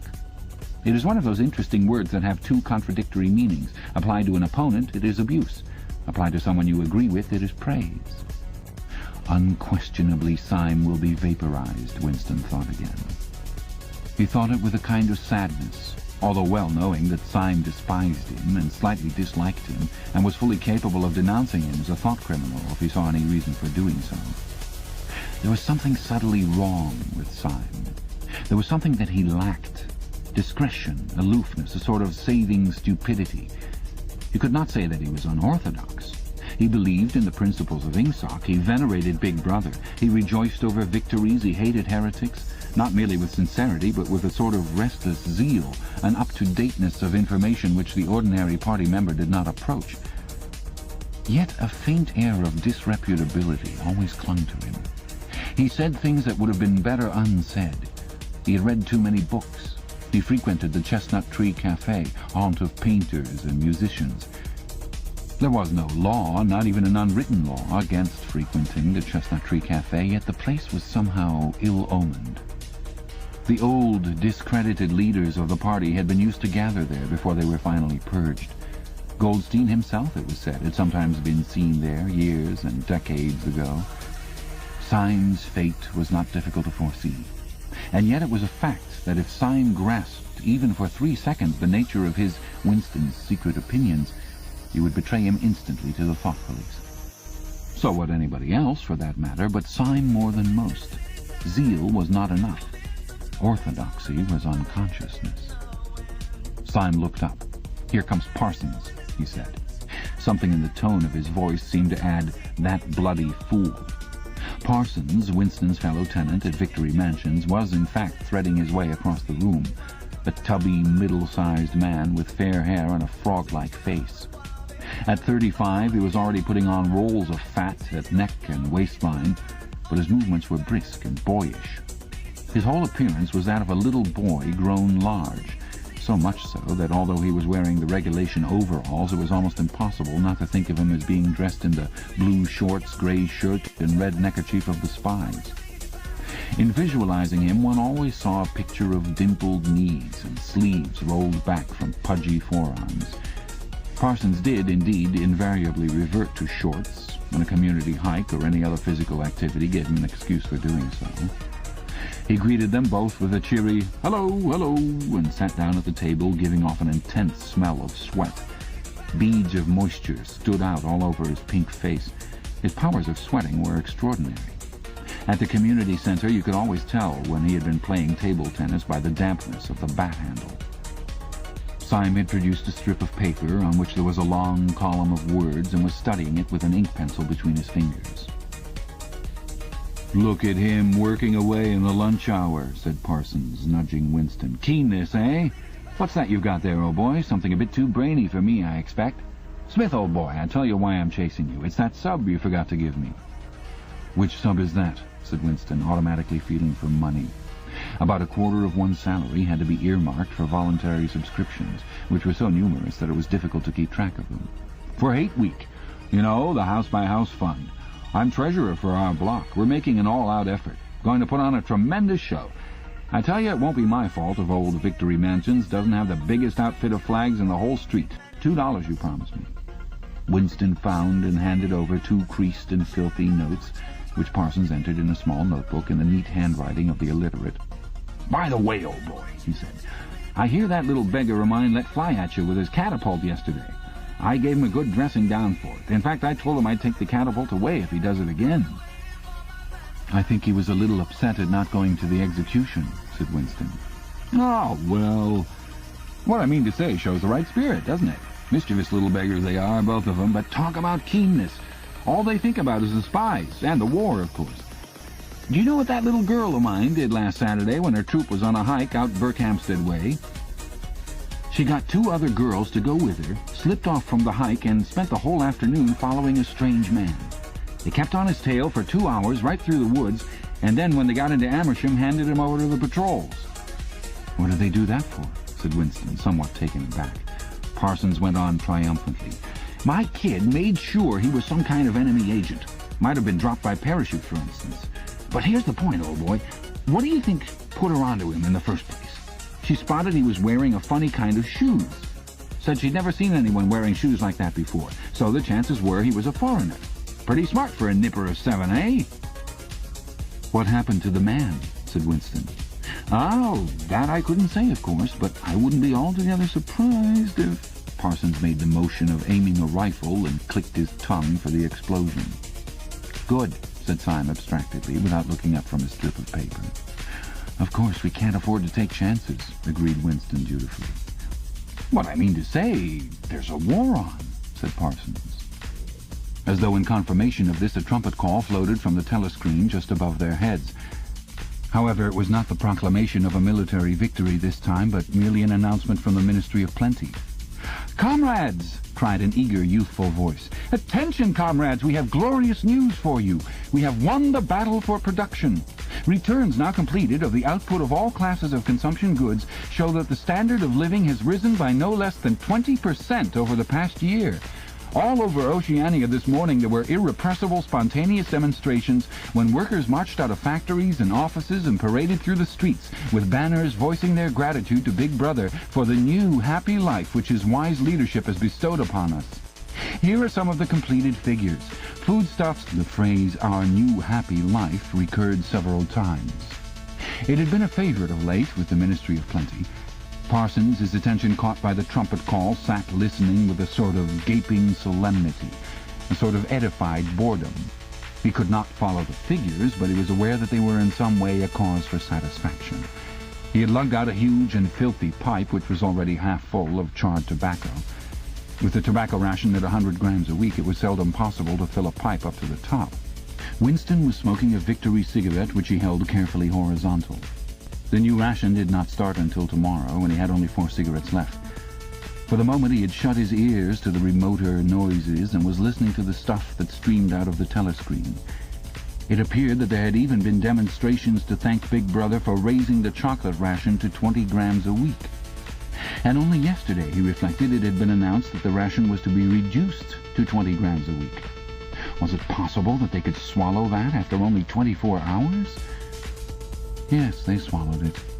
Parsons swallowed it easily, with the stupidity of an animal. The eyeless creature at the other table swallowed it fanatically, passionately, with a furious desire to track down, denounce, and vaporize anyone who should suggest that last week the ration had been 30 grams. Syme, too, in some more complex way involving doublethink, Syme swallowed it. Was he then alone in the possession of a memory? The fabulous statistics continued to pour out of the telescreen. As compared with last year, there was more food, more clothes, more houses, more furniture, more cooking pots, more fuel, more ships, more helicopters, more books, more babies, more of everything except disease, crime, and insanity. Year by year and minute by minute, everybody and everything was whizzing rapidly upwards. As Syme had done earlier, Winston had taken up his spoon and was dabbling in the pale-coloured gravy that dribbled across the table, drawing a long streak of it out into a pattern. He meditated resentfully on the physical texture of life. Had it always been like this? Had food always tasted like this? He looked around the canteen. A low-ceilinged, crowded room, its walls grimy from the contact of innumerable bodies, battered metal tables and chairs placed so close together that you sat with elbows touching, bent spoons, dented trays, coarse white mugs, all surfaces greasy, grime in every crack, and a sourish composite smell of bad gin and bad coffee and metallic stew and dirty clothes. Always in your stomach and in your skin there was a sort of protest, a feeling that you had been cheated of something that you had a right to. It was true that he had no memories of anything greatly different.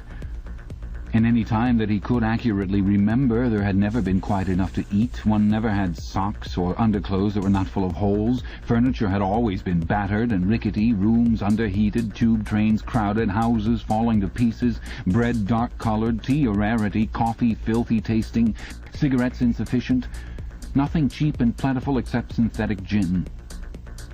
And though, of course, it grew worse as one's body aged, was it not a sign that this was not the natural order of things if one's heart sickened at the discomfort and dirt and scarcity, the interminable winters, the stickiness of one's socks, the lifts that never worked, the cold water, the gritty soap, the cigarettes that came to pieces, the food with its strange evil tastes?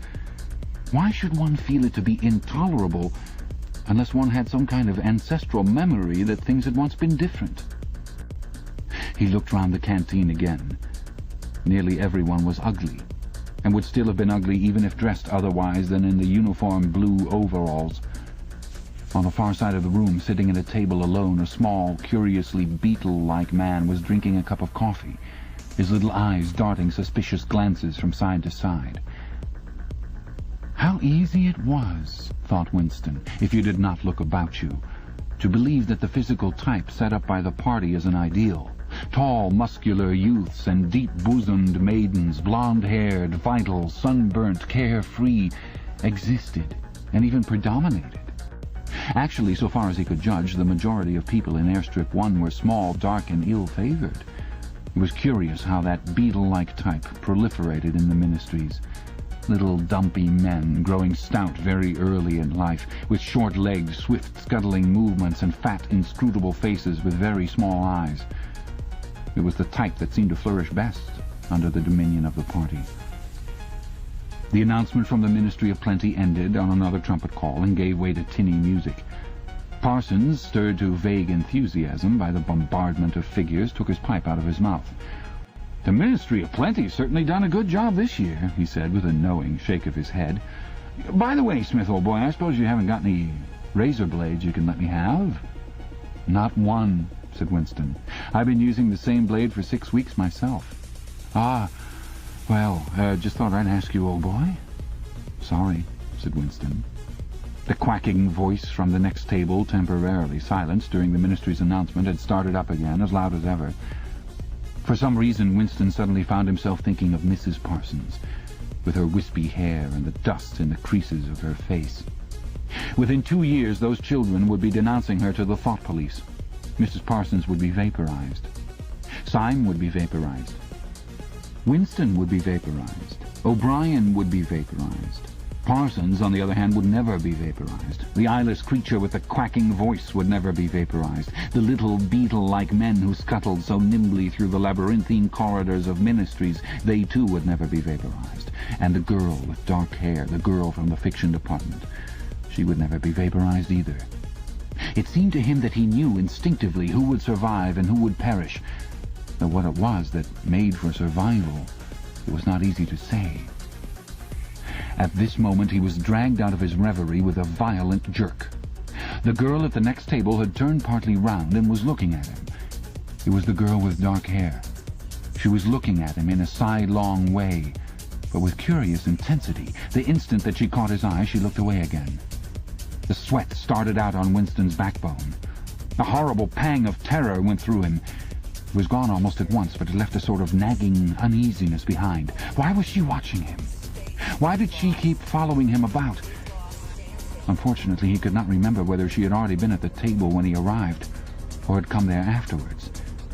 But yesterday, at any rate, during the 2 minutes' hate, she had sat immediately behind him when there was no apparent need to do so. Quite likely, her real object had been to listen to him and make sure whether he was shouting loudly enough. His earlier thought returned to it. Probably she was not actually a member of the thought police. But then it was precisely the amateur spy who was the greatest danger of all. He did not know how long she had been looking at him, but perhaps for as much as 5 minutes. And it was possible that his features had not been perfectly under control. It was terribly dangerous to let your thoughts wander when you were in any public place or within range of a telescreen. The smallest thing could give you away. A nervous tic, an unconscious look of anxiety, a habit of muttering to yourself, anything that carried with it the suggestion of abnormality, of having something to hide. In any case, to wear an improper expression on your face, to look incredulous when a victory was announced, for example, was itself a punishable offense. There was even a word for it in newspeak. Face crime, it was called. The girl had turned her back on him again. Perhaps, after all, she was not really following him about. Perhaps it was coincidence that she had sat so close to him 2 days running. His cigarette had gone out, and he laid it carefully on the edge of the table. He would finish smoking it after work if he could keep the tobacco in it. Quite likely the person at the next table was a spy of the thought police. And quite likely he would be in the cellars of the Ministry of Love within 3 days, but a cigarette end must not be wasted. Syme had folded up his strip of paper and stowed it away in his pocket. Parsons had begun talking again. "Did I ever tell you, old boy," he said, chuckling around the stem of his pipe, "about the time when those two nippers of mine set fire to the old market woman's skirt because they saw her wrapping up sausages in a poster of BB? Sneaked up behind her and set fire to it with a box of matches. Burned her quite badly, I believe. Little beggars, eh? But keen as mustard. That's first-rate training they give 'em in the spies nowadays, better than in my day, even. What do you think's the latest thing they've served 'em out with? Ear trumpets, for listening through keyholes. My little girl brought one home the other night, tried it out on our sitting-room door, and reckoned she could hear twice as much as with her ear to the hole. Of course, it's only a toy, mind you. Still gives 'em the right idea, huh?" At this moment, the telescreen let out a piercing whistle. It was the signal to return to work. All three men sprang to their feet to join in the struggle round the lifts, and the remaining tobacco fell out of Winston's cigarette. Chapter 6. Winston was writing in his diary. It was 3 years ago. It was on a dark evening in a narrow side street near one of the big railway stations. She was standing near a doorway in the wall, under a street lamp that hardly gave any light. She had a young face, painted very thick. It was really the paint that appealed to me, the whiteness of it, like a mask, and the bright red lips. Party women never paint their faces. There was nobody else in the street, and no telescreens. She said $2. For the moment it was too difficult to go on. He shut his eyes and pressed his fingers against them, trying to squeeze out the vision that kept recurring. He had an almost overwhelming temptation to shout a string of filthy words at the top of his voice, or to bang his head against the wall, to kick over the table and hurl the inkpot through the window, to do any violent or noisy or painful thing that might black out the memory that was still tormenting him. Your worst enemy, he reflected, was your own nervous system. At any moment, the tension inside you was liable to translate itself into some visible symptom. He thought of a man whom he had passed in the street a few weeks back. A quite ordinary-looking man, a party member, aged 35 or 40, tallish and thin, carrying a briefcase. They were a few meters apart, when the left side of the man's face was suddenly contorted by a sort of a spasm. It happened again just as they were passing one another. It was only a twitch, a quiver, rapid as the clicking of a camera shutter, but obviously habitual. He remembered thinking at the time, that poor devil is done for. And what was frightening was that the action was quite possibly unconscious. The most deadly danger of all was talking in your sleep. There was no way of guarding against that so far as he could see. He drew in his breath and went on writing. I went with her through the doorway and across a backyard into a basement kitchen. There was a bed against the wall and a lamp on the table, turned down very low. His teeth were set on edge. He would have liked to spit. Simultaneously with the woman in the basement kitchen, he thought of Catherine, his wife. Winston was married. He had been married, at any rate, probably still was married, for so far as he knew his wife was not dead. He seemed to breathe again the warm, stuffy odor of the basement kitchen, an odor compounded of bugs and dirty clothes and villainous cheap scent, but nevertheless alluring, because no woman of the party ever used scent, or could be imagined as doing so. Only the proles used scent. In his mind, the smell of it was inextricably mixed up with fornication. When he had gone with that woman, it had been his first lapse in 2 years or thereabouts. Consorting with prostitutes was forbidden, of course, but it was one of those rules that you could occasionally nerve yourself to break. It was dangerous, but it was not a life-and-death matter. To be caught with a prostitute might mean 5 years in a forced labor camp, not more, if you had committed no other offense. And it was easy enough, provided that you could avoid being caught in the act. The poorer quarters swarmed with women who were ready to sell themselves. Some could even be purchased for a bottle of gin, which the proles were not supposed to drink. Tacitly, the party was even inclined to encourage prostitution, as an outlet for instincts which could not be altogether suppressed. Mere debauchery did not matter very much, so long as it was furtive and joyless, and only involved the women of the submerged and despised class. The unforgivable crime was promiscuity between party members. But though this was one of the crimes that the accused in the great purges invariably confessed to, it was difficult to imagine any such thing actually happening. The aim of the party was not merely to prevent men and women from forming loyalties which it might not be able to control. Its real, undeclared purpose was to remove all pleasure from the sexual act. Not love, so much as eroticism was the enemy, inside marriage as well as outside it. All marriages between party members had to be approved by a committee appointed for the purpose, and, though the principle was never clearly stated, permission was always refused if the couple concerned gave the impression of being physically attracted to one another. The only recognized purpose of marriage was to beget children for the service of the party. Sexual intercourse was to be looked on as a slightly disgusting minor operation, like having an enema. This again was never put into plain words, but in an indirect way it was rubbed into every party member from childhood onwards. There were even organizations such as the Junior Anti-Sex League, which advocated complete celibacy for both sexes.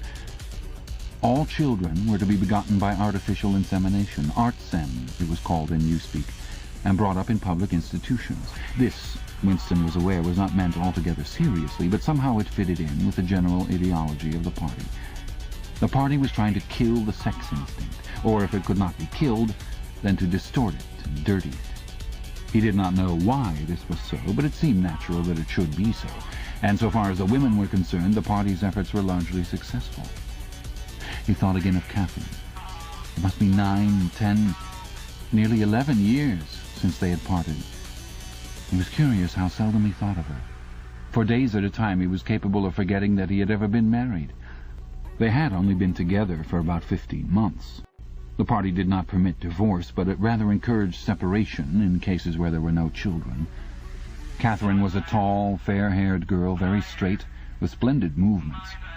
She had a bold, aquiline face, a face that one might have called noble until one discovered that there was as nearly as possible nothing behind it. Very early in their married life he had decided, though perhaps it was only that he knew her more intimately than he knew most people, that she had, without exception, the most stupid, vulgar, empty mind that he had ever encountered. She had not a thought in her head that was not a slogan, and there was no imbecility, absolutely none, that she was not capable of swallowing if the party handed it out to her. The human soundtrack, he nicknamed her in his own mind.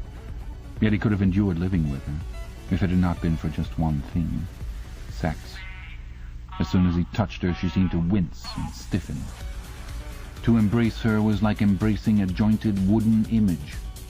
And what was strange was that even when she was clasping him against her, he had the feeling that she was simultaneously pushing him away with all her strength. The rigidity of her muscles managed to convey that impression. She would lie there with shut eyes, neither resisting nor cooperating, but submitting. It was extraordinarily embarrassing, and after a while horrible. But even then he could have borne living with her, if it had been agreed that they should remain celibate.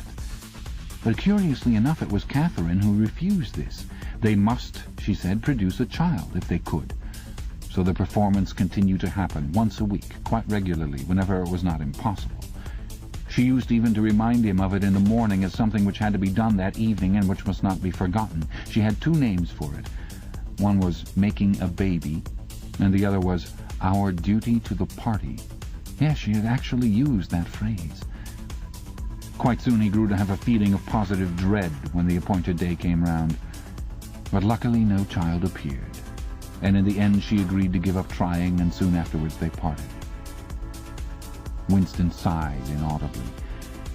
He picked up his pen again and wrote. She threw herself down on the bed, and at once, without any kind of preliminary, in the most coarse, horrible way you can imagine, pulled up her skirt. He saw himself standing there in the dim lamplight with the smell of bugs and cheap scent in his nostrils, and in his heart a feeling of defeat and resentment which even at that moment was mixed up with the thought of Catherine's white body, frozen forever by the hypnotic power of the party. Why did it always have to be like this? Why could he not have a woman of his own instead of these filthy scuffles at intervals of years? But a real love affair was an almost unthinkable event. The women of the party were all alike. Chastity was as deeply ingrained in them as party loyalty. By careful early conditioning, by games and cold water, by the rubbish that was dinned into them at school and in the spies and the youth league, by lectures, parades, songs, slogans, and martial music, the natural feeling had been driven out of them. His reason told him that there must be exceptions, but his heart did not believe it. They were all impregnable as the party intended that they should be. And what he wanted, more even than to be loved, was to break down that wall of virtue, even if it were only once in his whole life. The sexual act, successfully performed, was rebellion. Desire was thought crime. Even to have awakened Catherine, if he could have achieved it, would have been like a seduction, although she was his wife. But the rest of the story had got to be written down. He wrote, "I turned up the lamp. When I saw her in the light..." After the darkness, the feeble light of the paraffin lamp had seemed very bright. For the first time he could see the woman properly. He had taken a step toward her and then halted, full of lust and terror. He was painfully conscious of the risk he had taken in coming here. It was perfectly possible that the patrols would catch him on the way out. For that matter, they might be waiting outside the door at this moment. If he went away without even doing what he had come here to do, it had got to be written down. It had got to be confessed. What he had suddenly seen in the lamplight was that the woman was old. The paint was plastered so thick on her face that it looked as though it might crack like a cardboard mask. There were streaks of white in her hair, but the truly dreadful detail was that her mouth had fallen a little open, revealing nothing except a cavernous blackness. She had no teeth at all. He wrote hurriedly in scrabbling handwriting, "When I saw her in the light, she was quite an old woman, 50 years old at least, but I went ahead and did it just the same." He pressed his fingers against his eyelids again. He had written it down at last, but it made no difference. The therapy had not worked. The urge to shout filthy words at the top of his voice was as strong as ever. Chapter 7. "If there is hope," wrote Winston, "it lies in the proles." If there was hope, it must lie in the proles, because only there, in those swarming, disregarded masses, 85% of the population of Oceania, could the force to destroy the party ever be generated. The party could not be overthrown from within. Its enemies, if it had any enemies, had no way of coming together or even of identifying one another. Even if the legendary Brotherhood existed, as just possibly it might, it was inconceivable that its members could ever assemble in larger numbers than 2s and 3s. Rebellion meant a look in the eyes, an inflection of the voice, at the most an occasional whispered word. But the proles, if only they could somehow become conscious of their own strength, would have no need to conspire. They needed only to rise up and shake themselves like a horse shaking off flies. If they chose, they could blow the party to pieces tomorrow morning. Surely, sooner or later, it must occur to them to do it. And yet... He remembered how once he had been walking down a crowded street when a tremendous shout of hundreds of voices, women's voices, had burst from a side street a little way ahead. It was a great, formidable cry of anger and despair, a deep, loud "ooh" that went humming on like the reverberation of a bell. His heart had leapt. It started, he had thought, a riot. The proles are breaking loose at last. When he had reached the spot, it was to see a mob of 200 or 300 women crowding around the stalls of a street market, with faces as tragic as though they had been the doomed passengers on a sinking ship. But at this moment the general despair broke down into a multitude of individual quarrels. It appeared that one of the stalls had been selling tin saucepans. They were wretched, flimsy things, but cooking pots of any kind were always difficult to get. Now the supply had unexpectedly given out. The successful women, bumped and jostled by the rest, were trying to make off with their saucepans, while dozens of others clamoured round the stall, accusing the stall-keeper of favoritism and of having more saucepans somewhere in reserve. There was a fresh outburst of yells. 2 bloated women, one of them with her hair coming down, had got hold of the same saucepan and were trying to tear it out of one another's hands. For a moment they were both tugging, and then the handle came off. Winston watched them disgustedly. And yet, just for a moment, what almost frightening power had sounded in that cry from only a few hundred throats? Why was it that they could never shout like that about anything that mattered? Until they become conscious, they will never rebel. And until after they have rebelled, they cannot become conscious. That, he reflected, might almost have been a transcription from one of the party textbooks. The party claimed, of course, to have liberated the proles from bondage. Before the revolution, they had been hideously oppressed by the capitalists. They had been starved and flogged. Women had been forced to work in the coal mines. Women still did work in the coal mines, as a matter of fact. Children had been sold into the factories at the age of 6. But simultaneously, true to the principles of doublethink, the party taught that the proles were natural inferiors who must be kept in subjection, like animals, by the application of a few simple rules. In reality, very little was known about the proles. It was not necessary to know much. So long as they continued to work and breed, their other activities were without importance. Left to themselves like cattle turned loose upon the plains of Argentina, they had reverted to a style of life that appeared to be natural to them, a sort of ancestral pattern. They were born, they grew up in the gutters, they went to work at 12, they passed through a brief blossoming period of beauty and sexual desire. They married at 20, they were middle-aged at 30, they died for the most part at 60. Heavy physical work, the care of home and children, petty quarrels with neighbors, films, football, beer, and above all, gambling, filled up the horizon of their minds. To keep them in control was not difficult. A few agents of the thought police moved always among them, spreading false rumors and marking down and eliminating the few individuals who were judged capable of becoming dangerous. But no attempt was made to indoctrinate them with the ideology of the party. It was not desirable that the proles should have strong political feelings. All that was required of them was a primitive patriotism, which could be appealed to whenever it was necessary to make them accept longer working hours or shorter rations. And even when they became discontented, as they sometimes did, their discontent led nowhere, because, being without general ideas, they could only focus it on petty, specific grievances. The larger evils invariably escaped their notice. The great majority of proles did not even have telescreens in their homes. Even the civil police interfered with them very little. There was a vast amount of criminality in London, a whole world within a world of thieves, bandits, prostitutes, drug peddlers, and racketeers of every description. But since it all happened among the proles themselves, it was of no importance. In all questions of morals, they were allowed to follow their ancestral code. The sexual puritanism of the party was not imposed upon them. Promiscuity went unpunished. Divorce was permitted. For that matter, even religious worship would have been permitted if the proles had shown any sign of needing or wanting it. They were beneath suspicion. As the party slogan put it, proles and animals are free. Winston reached down and cautiously scratched his varicose ulcer. It had begun itching again. The thing you invariably came back to was the impossibility of knowing what life before the revolution had really been like. He took out of the drawer a copy of a children's history textbook which he had borrowed from Mrs. Parsons, and began copying a passage into the diary. In the old days, it ran, before the glorious revolution, London was not the beautiful city that we know today. It was a dark, dirty, miserable place where hardly anybody had enough to eat, and where hundreds and thousands of poor people had no boots on their feet and not even a roof to sleep under. Children no older than you are had to work 12 hours a day for cruel masters who flogged them with whips if they worked too slowly and fed them on nothing but stale bread crusts and water. But in among this terrible poverty there were just a few great, big, beautiful houses that were lived in by rich men who had as many as 30 servants to look after them. These rich men were called capitalists.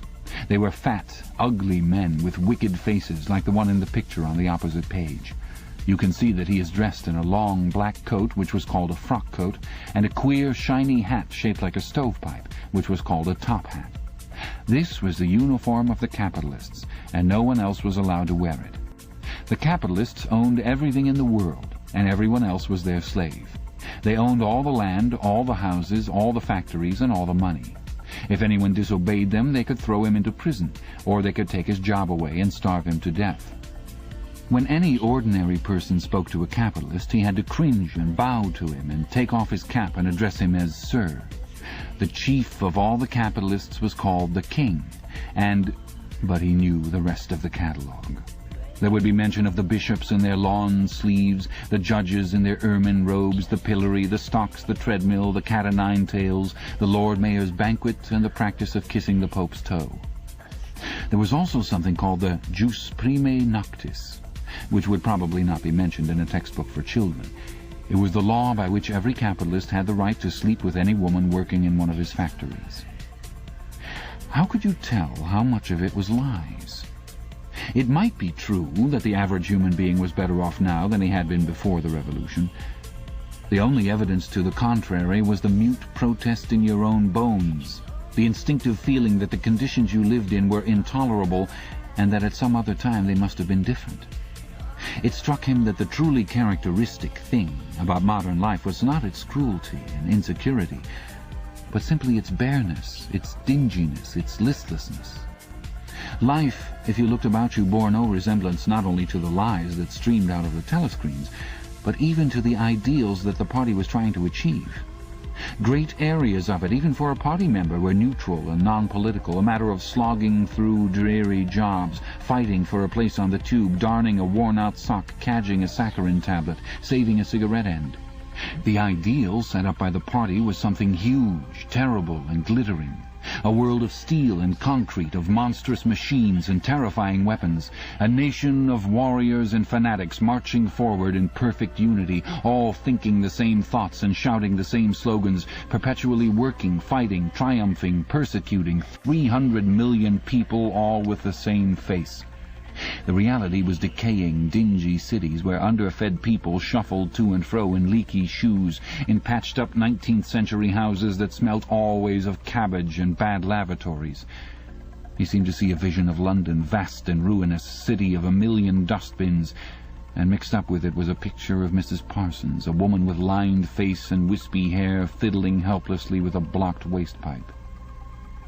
He reached down and scratched his ankle again. Day and night the telescreens bruised your ears with statistics proving that people today had more food, more clothes, better houses, better recreations, that they lived longer, worked shorter hours, were bigger, healthier, stronger, happier, more intelligent, better educated than the people of 50 years ago. Not a word of it could ever be proved or disproved. The party claimed, for example, that today 40% of adult proles were literate. Before the revolution, it was said, the number had only been 15%. The party claimed that the infant mortality rate was now only 160 per 1,000, whereas before the revolution it had been 300. And so it went on. It was like a single equation with two unknowns. It might very well be that literally every word in the history books, even the things that one accepted without question, was pure fantasy.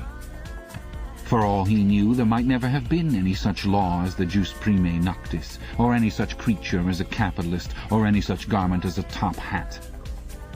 Everything faded into mist. The past was erased, the erasure was forgotten, the lie became truth. Just once in his life he had possessed, after the event, that was what counted, concrete, unmistakable evidence of an act of falsification. He had held it between his fingers for as long as 30 seconds. In 1973, it must have been. At any rate, it was at about the time when he and Catherine had parted. But the really relevant date was 7 or 8 years earlier. The story really began in the middle 60s, the period of the Great Purges, in which the original leaders of the revolution were wiped out once and for all. By 1970, none of them was left except Big Brother himself. All the rest had by that time been exposed as traitors and counter-revolutionaries. Goldstein had fled and was hiding, no one knew where, and of the others a few had simply disappeared, while the majority had been executed after spectacular public trials at which they had made confession of their crimes. Among the last survivors were 3 men named Jones, Aronson, and Rutherford. It must have been in 1965 that these 3 had been arrested. As often happened, they had vanished for a year or more, so that one did not know whether they were alive or dead, and then had suddenly been brought forth to incriminate themselves in the usual way. They had confessed to intelligence with the enemy at that date too. The enemy was Eurasia, embezzlement of public funds, the murder of various trusted party members, intrigues against the leadership of Big Brother, which had started long before the revolution happened, and acts of sabotage causing the death of hundreds of thousands of people. After confessing to these things, they had been pardoned, reinstated in the party, and given posts, which were in fact sinecures, but which sounded important. All 3 had written long, abject articles in the Times, analyzing the reasons for their defection and promising to make amends. Some time after their release, Winston had actually seen all 3 of them in the Chestnut Tree Cafe. He remembered the sort of terrified fascination with which he had watched them out of the corner of his eye. They were men far older than himself, relics of the ancient world, almost the last great figures left over from the heroic early days of the party. The glamour of the underground struggle and the Civil War still faintly clung to them. He had the feeling, though already at that time facts and dates were growing blurry, that he had known their names earlier than he had known that of Big Brother. But also they were outlaws, enemies, untouchables, doomed with absolute certainty to extinction within a year or two. No one who had once fallen into the hands of the thought police ever escaped in the end. They were corpses waiting to be sent back to the grave. There was no one at any of the tables nearest to them. It was not wise even to be seen in the neighborhood of such people. They were sitting in silence before glasses of the gin flavoured with cloves which was the specialty of the café. Of the three, it was Rutherford whose appearance had most impressed Winston. Rutherford had once been a famous caricaturist, whose brutal cartoons had helped to inflame popular opinion before and during the Revolution. Even now, at long intervals, his cartoons were appearing in the Times. They were simply an imitation of his earlier manner, and curiously lifeless and unconvincing. Always they were a rehashing of the ancient themes: slum tenements, starving children, street battles, capitalists and top hats. Even on the barricades the capitalists still seemed to cling to their top hats, an endless, hopeless effort to get back into the past. He was a monstrous man, with a mane of greasy grey hair, his face pouched and seamed with protuberant lips. At one time he must have been immensely strong. Now his great body was sagging, sloping, bulging, falling away in every direction. He seemed to be breaking up before one's eyes, like a mountain crumbling. It was the lonely hour of 15. Winston could not now remember how he had come to be in the cafe at such a time. The place was almost empty. A tinny music was trickling from the telescreens. The three men sat in their corner almost motionless, never speaking. Uncommanded, the waiter brought fresh glasses of gin. There was a chessboard on the table beside them with the pieces set out, but no game started. And then, for perhaps half a minute in all, something happened to the telescreens. The tune that they were playing changed, and the tone of the music changed too. There came into it, but it was something hard to describe. It was a peculiar, cracked, braying, jeering note. In his mind, Winston called it a yellow note. And then a voice from the telescreen was singing, "Under the spreading chestnut tree I sold you and you sold me. There lie they and here lie we, under the spreading chestnut tree." The three men never stirred. But when Winston glanced again at Rutherford's ruinous face, he saw that his eyes were full of tears. And for the first time he noticed with a kind of inward shudder, and yet not knowing at what he shuddered, that both Aronson and Rutherford had broken noses. A little later all three were rearrested. It appeared that they had engaged in fresh conspiracies from the very moment of their release. At their second trial they confessed to all their old crimes over again, with a whole string of new ones. They were executed, and their fate was recorded in the party histories, a warning to posterity. About 5 years after this, in 1973, Winston was unrolling a wad of documents which had just flopped out of the pneumatic tube onto his desk, when he came on a fragment of paper which had evidently been slipped in among the others and then forgotten. The instant he had flattened it out, he saw its significance. It was a half-page torn out of the Times of about 10 years earlier, the top half of the page, so that it included the date, and it contained a photograph of the delegates at some party function in New York. Prominent in the middle of the group were Jones, Aronson, and Rutherford. There was no mistaking them. In any case, their names were in the caption at the bottom. The point was that at both trials, all three men had confessed that on that date they had been on Eurasian soil. They had flown from a secret airfield in Canada to a rendezvous somewhere in Siberia, and had conferred with members of the Eurasian General Staff, to whom they had betrayed important military secrets. The date had stuck in Winston's memory because it chanced to be Midsummer Day. But the whole story must be on record in countless other places as well. There was only one possible conclusion. The confessions were lies. Of course, this was not in itself a discovery. Even at that time, Winston had not imagined that the people who were wiped out in the purges had actually committed the crimes that they were accused of. But this was concrete evidence. It was a fragment of the abolished past, like a fossil bone which turns up in the wrong stratum and destroys a geological theory. It was enough to blow the party to atoms if in some way it could have been published to the world and its significance made known.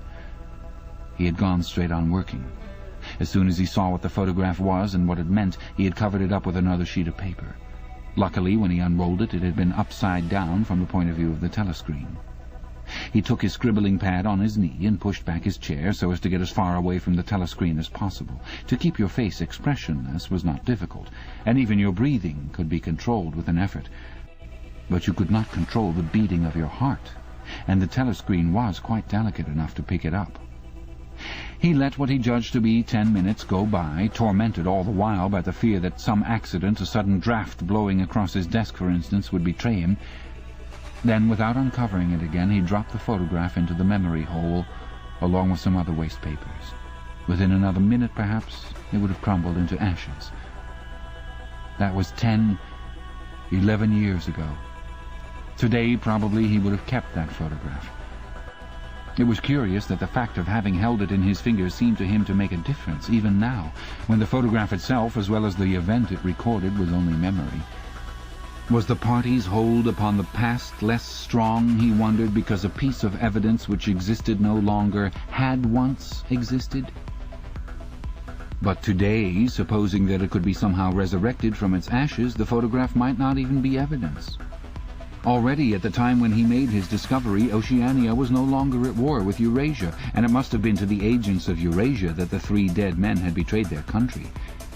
Since then there had been other changes. 2, 3, he could not remember how many. Very likely the confessions had been rewritten and rewritten until the original facts and dates no longer had the smallest significance.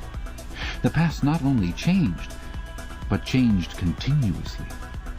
What most afflicted him with the sense of nightmare was that he had never clearly understood why the huge imposture was undertaken. The immediate advantages of falsifying the past were obvious, but the ultimate motive was mysterious. He took up his pen again and wrote, "I understand how. I do not understand why." He wondered, as he had many times wondered before, whether he himself was a lunatic. Perhaps a lunatic was simply a minority of one. At one time it had been a sign of madness to believe that the earth goes round the sun. Today, to believe that the past is unalterable. He might be alone in holding that belief, and if alone, then a lunatic. But the thought of being a lunatic did not greatly trouble him. The horror was that he might also be wrong. He picked up the children's history book and looked at the portrait of Big Brother which formed its frontispiece. The hypnotic eyes gazed into his own. It was as though some huge force were pressing down upon you, something that penetrated inside your skull, battering against your brain, frightening you out of your beliefs, persuading you almost to deny the evidence of your senses. In the end, the party would announce that 2 and 2 made 5, and you would have to believe it. It was inevitable that they should make that claim sooner or later. The logic of their position demanded it. Not merely the validity of experience, but the very existence of external reality was tacitly denied by their philosophy. The heresy of heresies was common sense. And what was terrifying was not that they would kill you for thinking otherwise, but that they might be right. For after all, how do we know that 2 and 2 make 4? Or that the force of gravity works? Or that the past is unchangeable? If both the past and the external world exist only in the mind, and if the mind itself is controllable, what then? But no. His courage seemed suddenly to stiffen of its own accord. The face of O'Brien, not called up by any obvious association, had floated into his mind. He knew with more certainty than before that O'Brien was on his side. He was writing the diary for O'Brien, to O'Brien. It was like an interminable letter which no one would ever read, but which was addressed to a particular person and took its color from that fact. The party told you to reject the evidence of your eyes and ears. It was their final, most essential command. His heart sank as he thought of the enormous power arrayed against him. The ease with which any party intellectual would overthrow him in debate, the subtle arguments which he would not be able to understand, much less answer. And yet he was in the right. They were wrong and he was right. The obvious, the silly, and the true had got to be defended. Truisms are true. Hold on to that. The solid world exists. Its laws do not change. Stones are hard, water is wet, objects unsupported fall toward the earth's center. With the feeling that he was speaking to O'Brien and also that he was setting forth an important axiom, he wrote, "Freedom is the freedom to say that 2 + 2 make 4. If that is granted, all else follows." Chapter 8. From somewhere at the bottom of a passage, the smell of roasting coffee, real coffee, not Victory coffee, came floating out into the street. Winston paused involuntarily. For perhaps 2 seconds he was back in the half-forgotten world of his childhood. Then a door banged, seeming to cut off the smell as abruptly as though it had been a sound. He had walked several kilometers over pavements, and his varicose also was throbbing. This was the second time in 3 weeks that he had missed an evening at the community centre, a rash act, since you could be certain that the number of your attendances at the centre were carefully checked. In principle, a party member had no spare time, and was never alone except in bed. It was assumed that when he was not working, eating, or sleeping, he would be taking part in some kind of communal recreations. To do anything that suggested a taste for solitude, even to go for a walk by yourself, was always slightly dangerous. There was a word for it in newspeak. Own life, it was called, meaning individualism and eccentricity. But this evening, as he came out of the ministry, the balminess of the April air had tempted him. The sky was a warmer blue than he had seen in that year. And suddenly the long, noisy evening at the centre, the boring, exhausting games, the lectures, the creaking camaraderie oiled by gin had seemed intolerable. On impulse he had turned away from the bus stop and wandered off into the labyrinth of London, first south, then east, then north again, losing himself along unknown streets and hardly bothering in which direction he was going. If there is hope, he had written in the diary, it lies in the proles. The words kept coming back to him, statement of a mystical truth and a palpable absurdity. He was somewhere in the vague, brown-coloured slums to the north and east of what had once been St. Pancras Station. He was walking up a cobbled street of little 2-story houses with battered doorways which gave straight onto the pavement and which were somehow curiously suggestive of rat holes. There were puddles of filthy water here and there among the cobbles.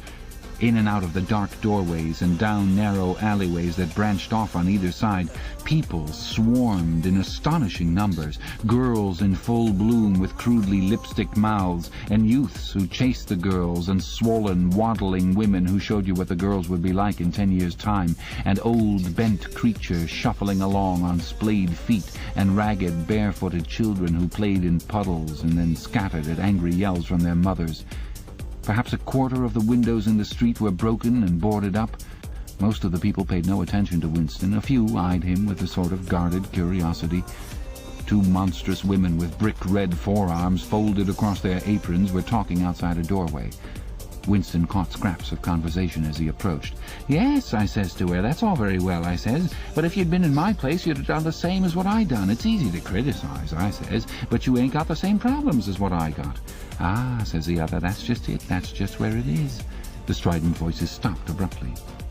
The women studied him in hostile silence as he went past. But it was not hostility, exactly. Merely a kind of wariness, a momentary stiffening, as at the passing of some unfamiliar animal. The blue overalls of the party could not be a common sight in a street like this. Indeed, it was unwise to be seen in such places, unless you had definite business there. The patrols might stop you if you happened to run into them. "May I see your papers, comrade? What are you doing here? What time did you leave work? Is this your usual way home?" and so on and so forth. Not that there was any rule against walking home by an unusual route, but it was enough to draw attention to you if the thought police heard about it. Suddenly the whole street was in commotion. There were yells of warning from all sides. People were shooting into the doorways like rabbits. A young woman leapt out of a doorway a little ahead of Winston, grabbed up a tiny child playing in a puddle, whipped her apron about it, and leapt back again, all in one movement. At the same instant, a man in a concertina-like black suit who had emerged from a side alley ran toward Winston, pointing excitedly to the sky. "Steamer!" he yelled. "Look out, governor! Bang overhead! Lay down, quick!" Steamer was a nickname which for some reason the proles applied to rocket bombs. Winston promptly flung himself on his face. The proles were nearly always right when they gave you a warning of this kind. They seemed to possess some kind of instinct which told them several seconds in advance when a rocket was coming, although the rocket supposedly travelled faster than sound. Winston clasped his forearms about his head. There was a roar that seemed to make the pavement heave. A shower of light objects pattered onto his back. When he stood up, he found that he was covered with fragments of glass from the nearest window. He walked on. The bomb had demolished a group of houses 200 meters up the street. A black plume of smoke hung in the sky, and below it a cloud of plaster dust, in which a crowd was already forming round the ruins. There was a little pile of plaster lying on the pavement ahead of him, and in the middle of it he could see a bright red streak. When he got up to it, he saw that it was a human hand, severed at the wrist. Apart from the bloody stump, the hand was so completely whitened as to resemble a plaster cast. He kicked the thing into the gutter, and then, to avoid the crowd, turned down a side street to the right. Within 3 or 4 minutes he was out of the area which the bomb had affected, and the sordid, swarming life of the streets was going on as though nothing had happened. It was nearly 20 hours, and the drinking shops which the proles frequented, pubs they called them, were choked with customers. From their grimy swing doors, endlessly opening and shutting, there came forth a smell of urine, sawdust, and sour beer. In an angle formed by a projecting house front, 3 men were standing very close together, the middle one of them holding a folded-up newspaper which the other 2 were studying over his shoulders. Even before he was near enough to make out the expression on their faces, Winston could see absorption in every line of their bodies. It was obviously some serious piece of news that they were reading. He was a few paces away from them when suddenly the group broke up, and 2 of the men were in a violent altercation. For a moment they seemed almost on the point of blows. "Can't you bleeding well listen to what I say? I tell you no number ending in 7 ain't won for over 14 months. "Yes, it has, then." "No, it has not.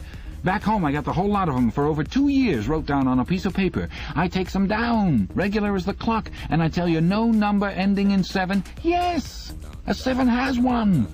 I could pretty near tell you the bleeding number, 407 it ended in. It were in February, 2nd week in February. February, your grandmother. I got it all down in black and white, and I tell you no number—" "Oh, pack it in," said the 3rd man. They were talking about the lottery. Winston looked back when he had gone 30 meters. They were still arguing with vivid, passionate faces.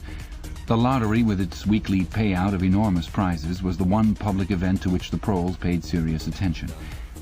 It was probable that there were some millions of proles for whom the lottery was the principal, if not the only reason for remaining alive. It was their delight, their folly, their anodyne, their intellectual stimulant. Where the lottery was concerned, even people who could barely read and write seemed capable of intricate calculations and staggering feats of memory. There was a whole tribe of men who made a living simply by selling systems, forecasts, and lucky amulets. Winston had nothing to do with the running of the lottery, which was managed by the Ministry of Plenty, but he was aware, indeed everyone in the party was aware, that the prizes were largely imaginary. Only small sums were actually paid out, the winners of the big prizes being non-existent persons. In the absence of any real intercommunication between one part of Oceania and another, this was not difficult to arrange. But if there was hope, it lay in the proles. You had to cling on to that. When you put it in words, it sounded reasonable. It was when you looked at the human beings passing you on the pavement that it became an act of faith. The street into which he had turned ran downhill. He had a feeling that he had been in this neighborhood before, and that there was a main thoroughfare not far away. From somewhere ahead came a din of shouting voices. The street took a sharp turn and then ended in a flight of steps which led down into a sunken alley where a few stall-keepers were selling tired-looking vegetables. At this moment Winston remembered where he was. The alley led out into the main street, and down the next turning, not 5 minutes away, was the junk shop where he had bought the blank book which was now his diary. And in a small stationer's shop not far away he had bought his penholder and his bottle of ink. He paused for a moment at the top of the steps. On the opposite side of the alley there was a dingy little pub, whose windows appeared to be frosted over, but in reality were merely coated with dust. A very old man, bent but active, with white moustaches that bristled forward like those of a prawn, pushed open the swing door and went in. As Winston stood watching, it occurred to him that the old man, who must be 80 at the least, had already been middle-aged when the revolution happened. He and a few others like him were the last links that now existed with the vanished world of capitalism. In the party itself, there were not many people left whose ideas had been formed before the revolution. The older generation had mostly been wiped out in the great purges of the 50s and 60s, and the few who survived had long ago been terrified into complete intellectual surrender. If there was anyone alive who could give you a truthful account of conditions in the early part of the century, it could only be a prole. Suddenly the passage from the history book that he had copied into his diary came back into Winston's mind, and a lunatic impulse took hold of him. He would go into the pub. He would scrape acquaintance with that old man and question him. He would say to him, "Tell me about your life when you were a boy. What was it like in those days? Were things better than they are now, or were they worse?" Hurriedly, lest he should have time to become frightened, he descended the steps and crossed the narrow street. It was madness, of course. As usual, there was no definite rule against talking to proles and frequenting their pubs, but it was far too unusual an action to pass unnoticed.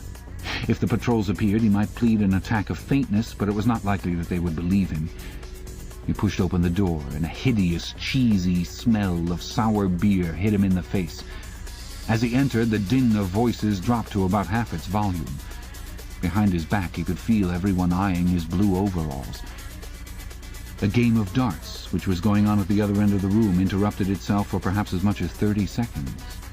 The old man whom he had followed was standing at the bar having some kind of altercation with the barman, a large, stout, hook-nosed young man with enormous forearms. A knot of others standing round with glasses in their hands were watching the scene. "I asked you civil enough, didn't I?" said the old man, straightening his shoulders pugnaciously. "You telling me you ain't got a pint mug in the old bleeding boozer?" "And what in hell's name is a pint?" said the barman, leaning forward with the tips of his fingers on the counter. "Look at him! Calls himself a barman and don't know what a pint is. Why, a pint's the half of a quart, and there's 4 quarts to the gallon. Have to teach you the ABC next." "Never heard of him," said the barman shortly. "Litre and half-litre, that's all we serve. There's the glasses on the shelf in front of you." "I'd like a pint," persisted the old man. "You could have drawed me off a pint easy enough. We didn't have these bleeding litres when I was a young man." "When you were a young man, we were all living in the treetops," said the barman with a glance at the other customers. There was a shout of laughter, and the uneasiness caused by Winston's entry seemed to disappear. The old man's white-stubbled face had flushed pink. He was turned away, muttering to himself, and bumped into Winston. Winston caught him gently by the arm. "May I offer you a drink?" he said. "You're a gent," said the other, straightening his shoulders again. He appeared not to have noticed Winston's blue overalls. "Pint," he added aggressively to the barman. "Pint or wallop." The barman swished 2 half-litres of dark brown beer into thick glasses which he had rinsed in a bucket under the counter. Beer was the only drink you could get in prole pubs.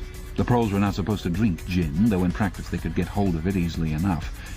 The game of darts was in full swing again, and the knot of men at the bar had begun talking about lottery tickets.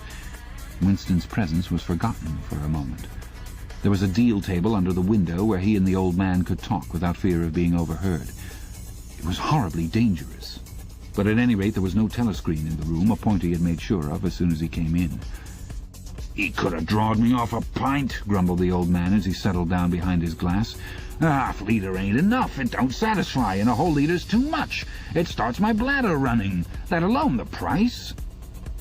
"You must have seen great changes since you were a young man," said Winston tentatively. The old man's pale blue eyes moved from the darts board to the bar, and from the bar to the door of the gents, as though it were in the bar-room that he expected the changes to have occurred. "The beer was better," he said finally, "and cheaper. When I was a young man, mild beer, wallop, we used to call it, was 4pence a pint. That was before the war, of course." "Which war was that?" said Winston. "It's all wars," said the old man vaguely. He took up his glass and his shoulders straightened again. "Here's wishing you the very best of health." In his lean throat, the sharp-pointed Adam's apple made a surprisingly rapid up-and-down movement, and the beer vanished. Winston went to the bar and came back with 2 more half-litres. The old man appeared to have forgotten his prejudice against drinking a full litre. "You are very much older than I am," said Winston. "You must have been a grown man before I was born. You can remember what it was like in the old days, before the revolution. People of my age don't really know anything about those times. We can only read about them in books, and what it says in the books may not be true. I should like your opinion on that. The history books say that life before the revolution was completely different from what it is now. There was the most terrible oppression, injustice, poverty, worse than anything we can imagine. Here in London, the great mass of the people never had enough to eat from birth to death. Half of them hadn't even boots on their feet. They worked 12 hours a day, they left school at 9, they slept 10 in a room, and at the same time there were only a very few people, only a few thousands, the capitalists they were called, who were rich and powerful. They owned everything that there was to own. They lived in great gorgeous houses with 30 servants. They rode about in motor cars and 4-horse carriages. They drank champagne. They wore top hats. The old man brightened suddenly.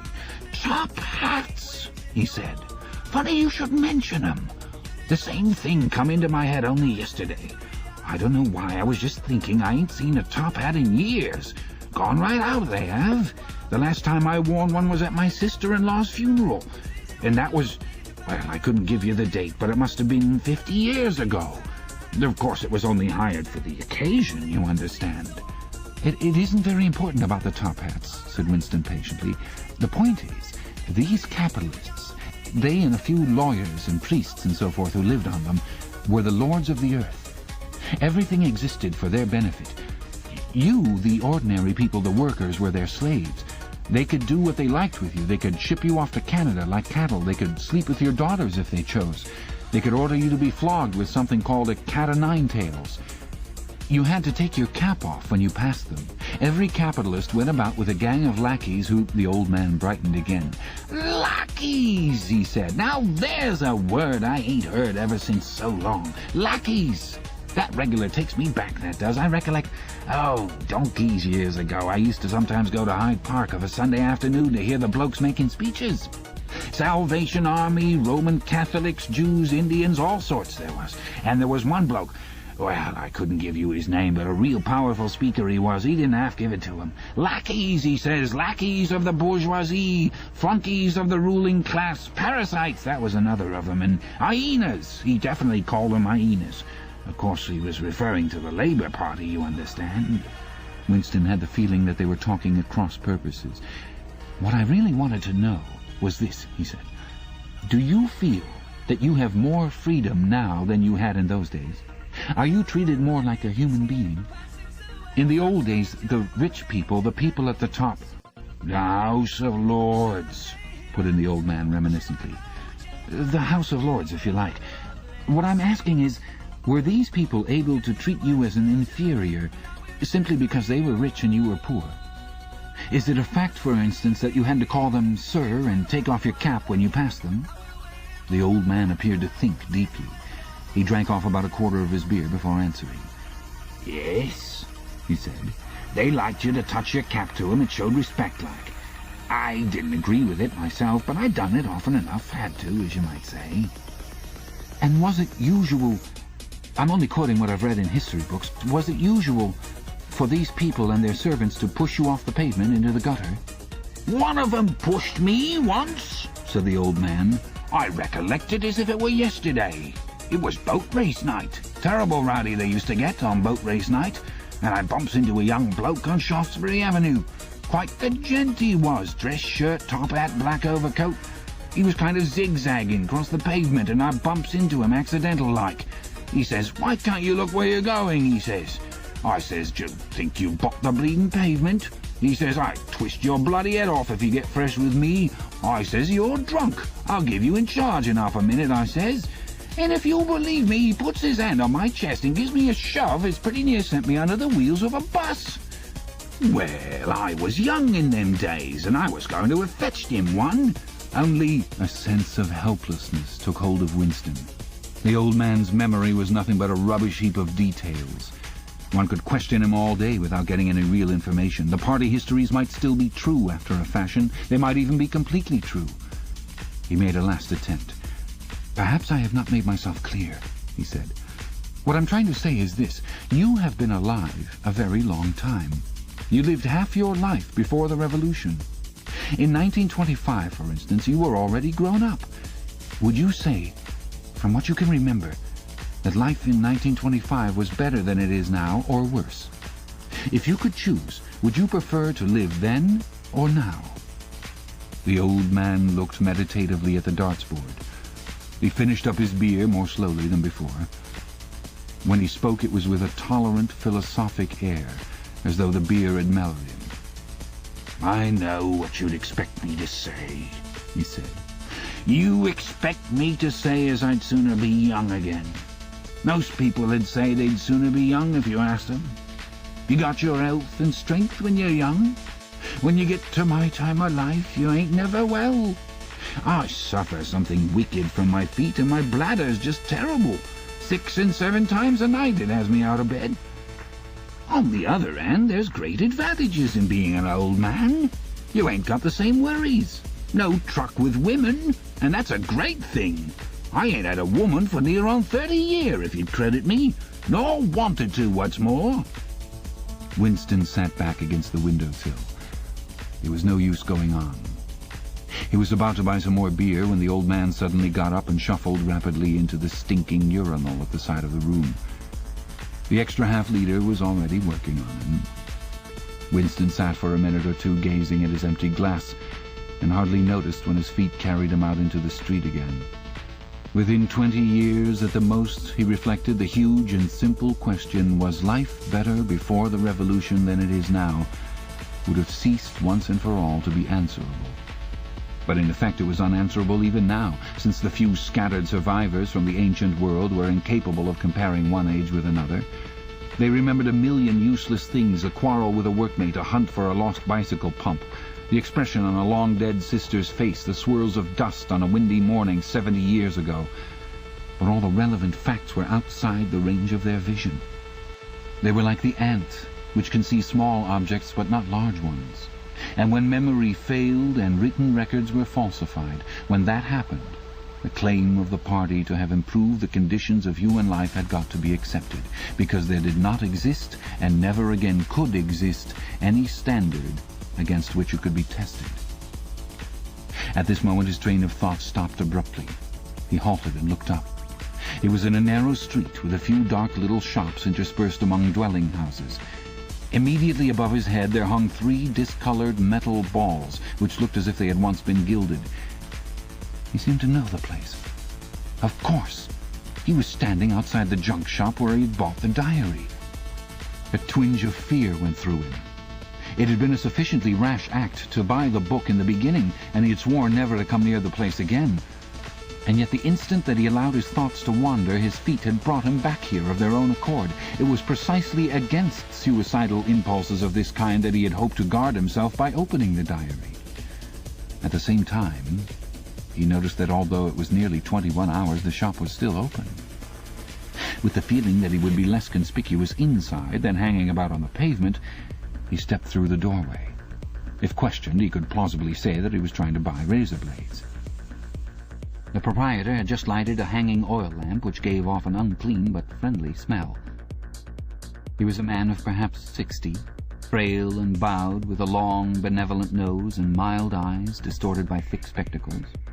His hair was almost white, but his eyebrows were bushy and still black.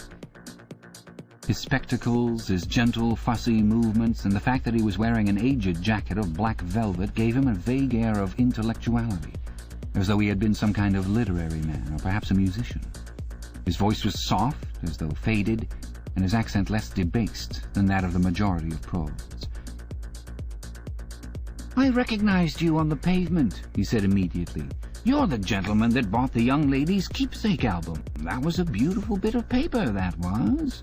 Cream laid, it used to be called. There's been no paper like that made for, I dare say 50 years. He peered at Winston over the top of his spectacles. "Is there anything special I can do for you, or did you just want to look around?" "I was passing," said Winston vaguely. "I just looked in. I don't want anything in particular."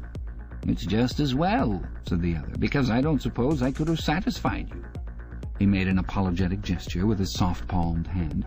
"You see how it is. An empty shop, you might say. Between you and me, the antique trade's just about finished. No demand any longer, and no stock either. Furniture, china, glass, it's all been broken up by degrees.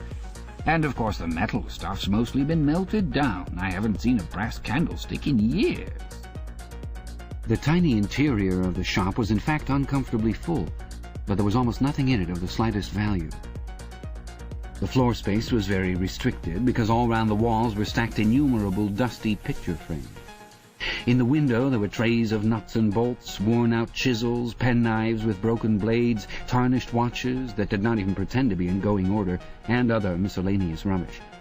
Only on a small table in the corner was there a litter of odds and ends, lacquered snuff-boxes, agate brooches, and the like, which looked as though they might include something interesting. As Winston wandered toward the table, his eye was caught by a round, smooth thing that gleamed softly in the lamplight, and he picked it up. It was a heavy lump of glass, curved on one side, flat on the other, making almost a hemisphere. There was a peculiar softness, as of rainwater, in both the color and the texture of the glass. At the heart of it, magnified by the curved surface, there was a strange, pink, convoluted object that recalled a rose or a sea anemone. "What is it?" said Winston, fascinated. "That's coral, that is," said the old man. "It must have come from the Indian Ocean. They used to kind of embed it in the glass. That wasn't made less than 100 years ago. More, by the look of it." "It's a beautiful thing," said Winston. "It is a beautiful thing," said the other appreciatively, "but there's not many that'd say so nowadays." He coughed. "Now, if it so happened that you wanted to buy it, that'd cost you $4. I can remember when a thing like that would have fetched £8, and £8 was... well, I can't work it out, but it was a lot of money. But who cares about genuine antiques nowadays, even the few that's left?" Winston immediately paid over the $4 and slid the coveted thing into his pocket.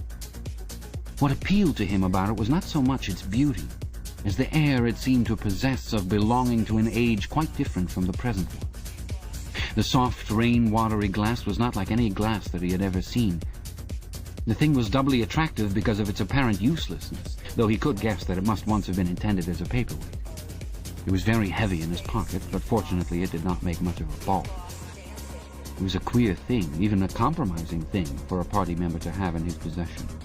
Anything old, and for that matter anything beautiful, was always vaguely suspect. The old man had grown noticeably more cheerful after receiving the $4. Winston realized that he would have accepted 3 or even 2. "There's another room upstairs that you might care to take a look at," he said. "There's not much in it, just a few pieces. We'll do with a light if we're going upstairs."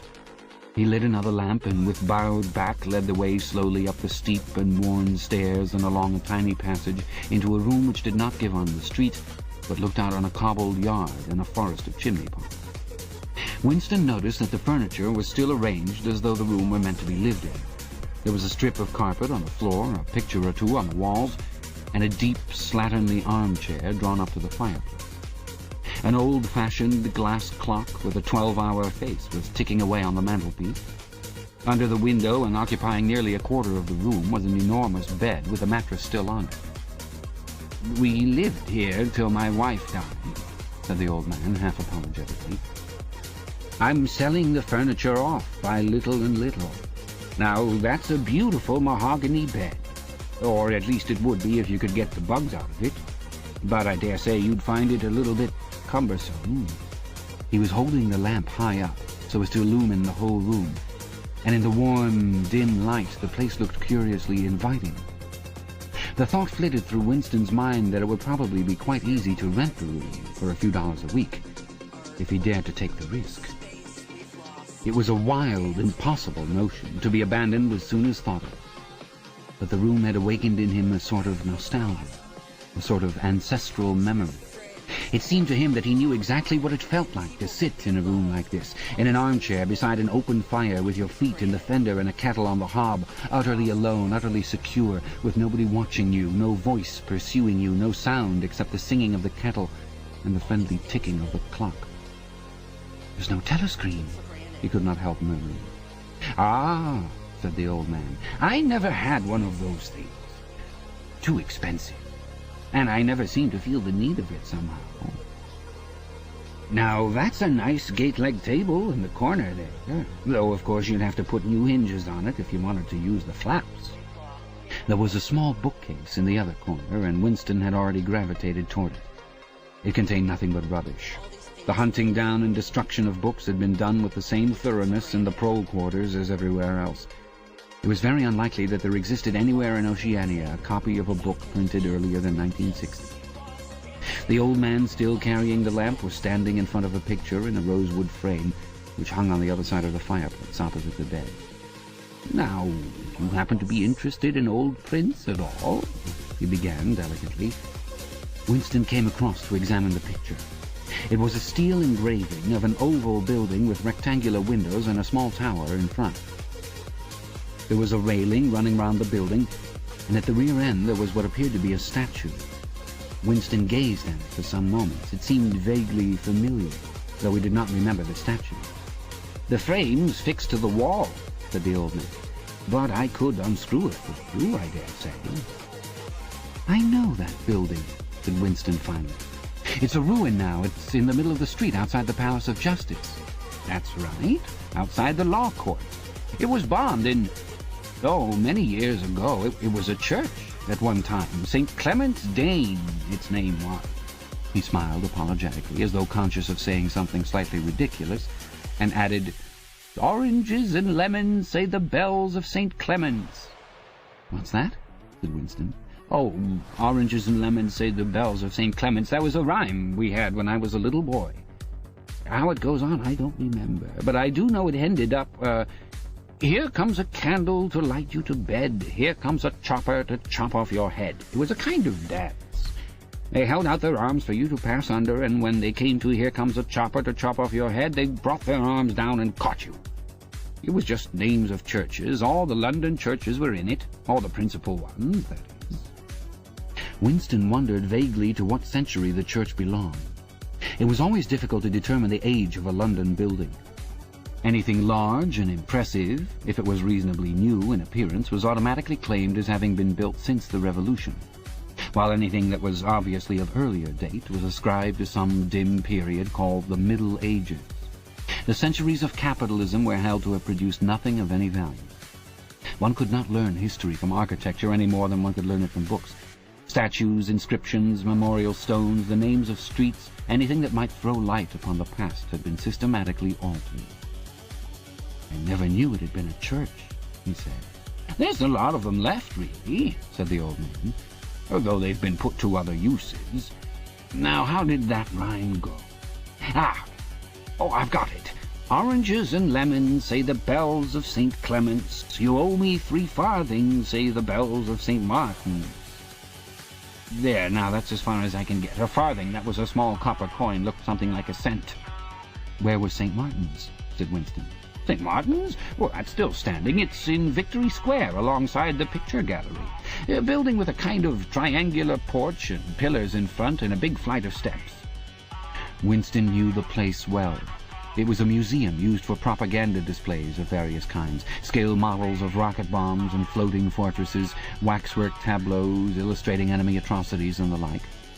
"St. Martin's in the Fields, it used to be called," supplemented the old man, "though I don't recollect any fields anywhere in those parts." Winston did not buy the picture. It would have been an even more incongruous possession than the glass paperweight, and impossible to carry home unless it were taken out of its frame. But he lingered for some minutes more, talking to the man whose name he discovered was not Weeks, as one might have gathered from the inscription over the shop front, but Charrington. Mr. Charrington, it seemed, was a widower, aged 63, and had inhabited this shop for 30 years. Throughout that time he had been intending to alter the name over the window, but had never quite got to the point of doing it. All the while that they were talking, the half-remembered rhyme kept running through Winston's head. "Oranges and lemons, say the bells of St. Clement's. You owe me 3 farthings, say the bells of St. Martin's." It was curious, but when you said it to yourself, you had the illusion of actually hearing bells. The bells of a lost London that still existed somewhere or other, disguised and forgotten. From one ghostly steeple after another he seemed to hear them pealing forth. Yet so far as he could remember, he had never in real life heard church bells ringing. He got away from Mr. Charrington and went down the stairs alone, so as not to let the old man see him reconnoitering the street before stepping out of the door. He had already made up his mind that after a suitable interval, a month, say, he would take the risk of visiting the shop again. It was perhaps not more dangerous than shirking an evening at the centre. The serious piece of folly had been to come back here in the first place, after buying the diary, and without knowing whether the proprietor of the shop could be trusted. However, yes, he thought again, he would come back. He would buy further scraps of beautiful rubbish. He would buy the engraving of St. Clement's Dane, take it out of its frame and carry it home concealed under the jacket of his overalls. He would drag the rest of that poem out of Mr. Charrington's memory. Even the lunatic project of renting the room upstairs flashed momentarily through his mind again.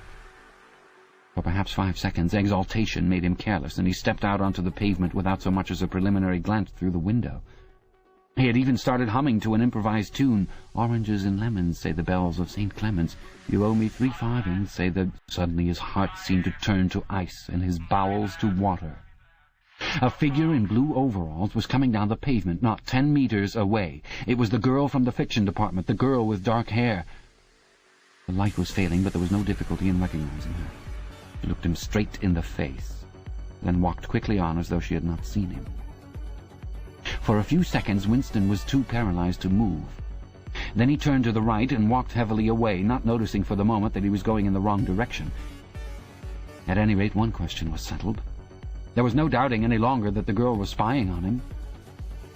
She must have followed him here, because it was not credible that by pure chance she should have happened to be walking on the same evening up the same obscure back street, kilometers distant from any quarter where party members lived. It was too great a coincidence. Whether she was really an agent of the thought police or simply an amateur spy actuated by officiousness hardly mattered. It was enough that she was watching him. Probably she had seen him go into the pub as well. It was an effort to walk. The lump of glass in his pocket banged against his thigh at each step, and he was half-minded to take it out and throw it away. The worst thing was the pain in his belly. For a couple of minutes he had the feeling that he would die if he did not reach a lavatory soon. But there would be no public lavatories in a quarter like this. And the spasm passed, leaving a dull ache behind. The street was a blind alley. Winston halted, stood for several seconds, wondering vaguely what to do, then turned round and began to retrace his steps. As he turned, it occurred to him that the girl had only passed him 3 minutes ago, and that by running he could probably catch up with her. He could keep on her track till they were in some quiet place, and then smash her skull in with a cobblestone. The piece of glass in his pocket would be heavy enough for the job. But he abandoned the idea immediately, because even the thought of making any physical effort was unbearable. He could not run, he could not strike a blow. Besides, she was young and lusty and would defend herself. He thought also of hurrying to the community center and staying there till the place closed so as to establish a partial alibi for the evening. But that too was impossible. A deadly lassitude had taken hold of him. All he wanted was to get home quickly and then sit down and be quiet. It was after 22 hours when he got back to the flat. The lights would be switched off at the main at 23:30. He went into the kitchen and swallowed nearly a teacupful of Victory gin. Then he went to the table in the alcove, sat down, and took the diary out of the drawer. But he did not open it at once. From the telescreen, a brassy female voice was squalling a patriotic song. He sat staring at the marbled cover of the book, trying without success to shut the voice out of his consciousness. It was at night that they came for you. Always at night. The proper thing was to kill yourself before they got you. Undoubtedly some people did so. Many of the disappearances were actually suicides. But it needed desperate courage to kill yourself in a world where firearms or any quick and certain poison were completely unprocurable. He thought with a kind of astonishment of the biological uselessness of pain and fear, the treachery of the human body which always freezes into inertia at exactly the moment when a special effort is needed. He might have silenced the dark-haired girl if only he had acted quickly enough. But precisely because of the extremity of his danger, he had lost the power to act. It struck him that in moments of crisis one is never fighting against an external enemy, but always against one's own body. Even now, in spite of the gin, the dull ache in his belly made consecutive thought impossible. And it is the same, he perceived, in all seemingly heroic or tragic situations. On the battlefield, in the torture chamber, on a sinking ship, the issues that you are fighting for are always forgotten. because the body swells up until it fills the universe, and even when you are not paralyzed by fright or screaming with pain, life is a moment-to-moment struggle against hunger or cold or sleeplessness, against a sour stomach or an aching tooth. He opened the diary. It was important to write something down. The woman on the telescreen had started a new song. Her voice seemed to stick into his brain like jagged splinters of glass. He tried to think of O'Brien, for whom or to whom the diary was written, but instead he began thinking of the thing that would happen to him after the thought police took him away. It would not matter if they killed you at once. To be killed was what you expected. But before death, nobody spoke of such things, yet everybody knew of them. There was the routine of confession that had to be gone through, the grovelling on the floor and screaming for mercy, the crack of broken bones, the smashed teeth and bloody clots of hair. Why did you have to endure it, since the end was always the same? Why was it not possible to cut a few days or weeks out of your life? Nobody ever escaped detection, and nobody ever failed to confess. When once you had succumbed to thought crime, it was certain that by a given date you would be dead. Why then did that horror which altered nothing have to lie embedded in future time? He tried, with a little more success than before, to summon up the image of O'Brien. "We shall meet in the place where there is no darkness," O'Brien had said to him. He knew what it meant, or thought he knew. The place where there is no darkness was the imagined future, which one would never see, but which, by foreknowledge, one could mystically share in. But with the voice from the telescreen nagging at his ears, he could not follow the train of thought further. He put a cigarette in his mouth. Half the tobacco promptly fell out onto his tongue, a bitter dust which was difficult to spit out again. The face of Big Brother swam into his mind, displacing that of O'Brien. Just as he had done a few days earlier, he slid a coin out of his pocket and looked at it. The face gazed up at him, heavy, calm, protecting. But what kind of smile was hidden beneath the dark mustache? Like a leaden knell, the words came back at him. War is peace. Freedom is slavery. Ignorance is strength.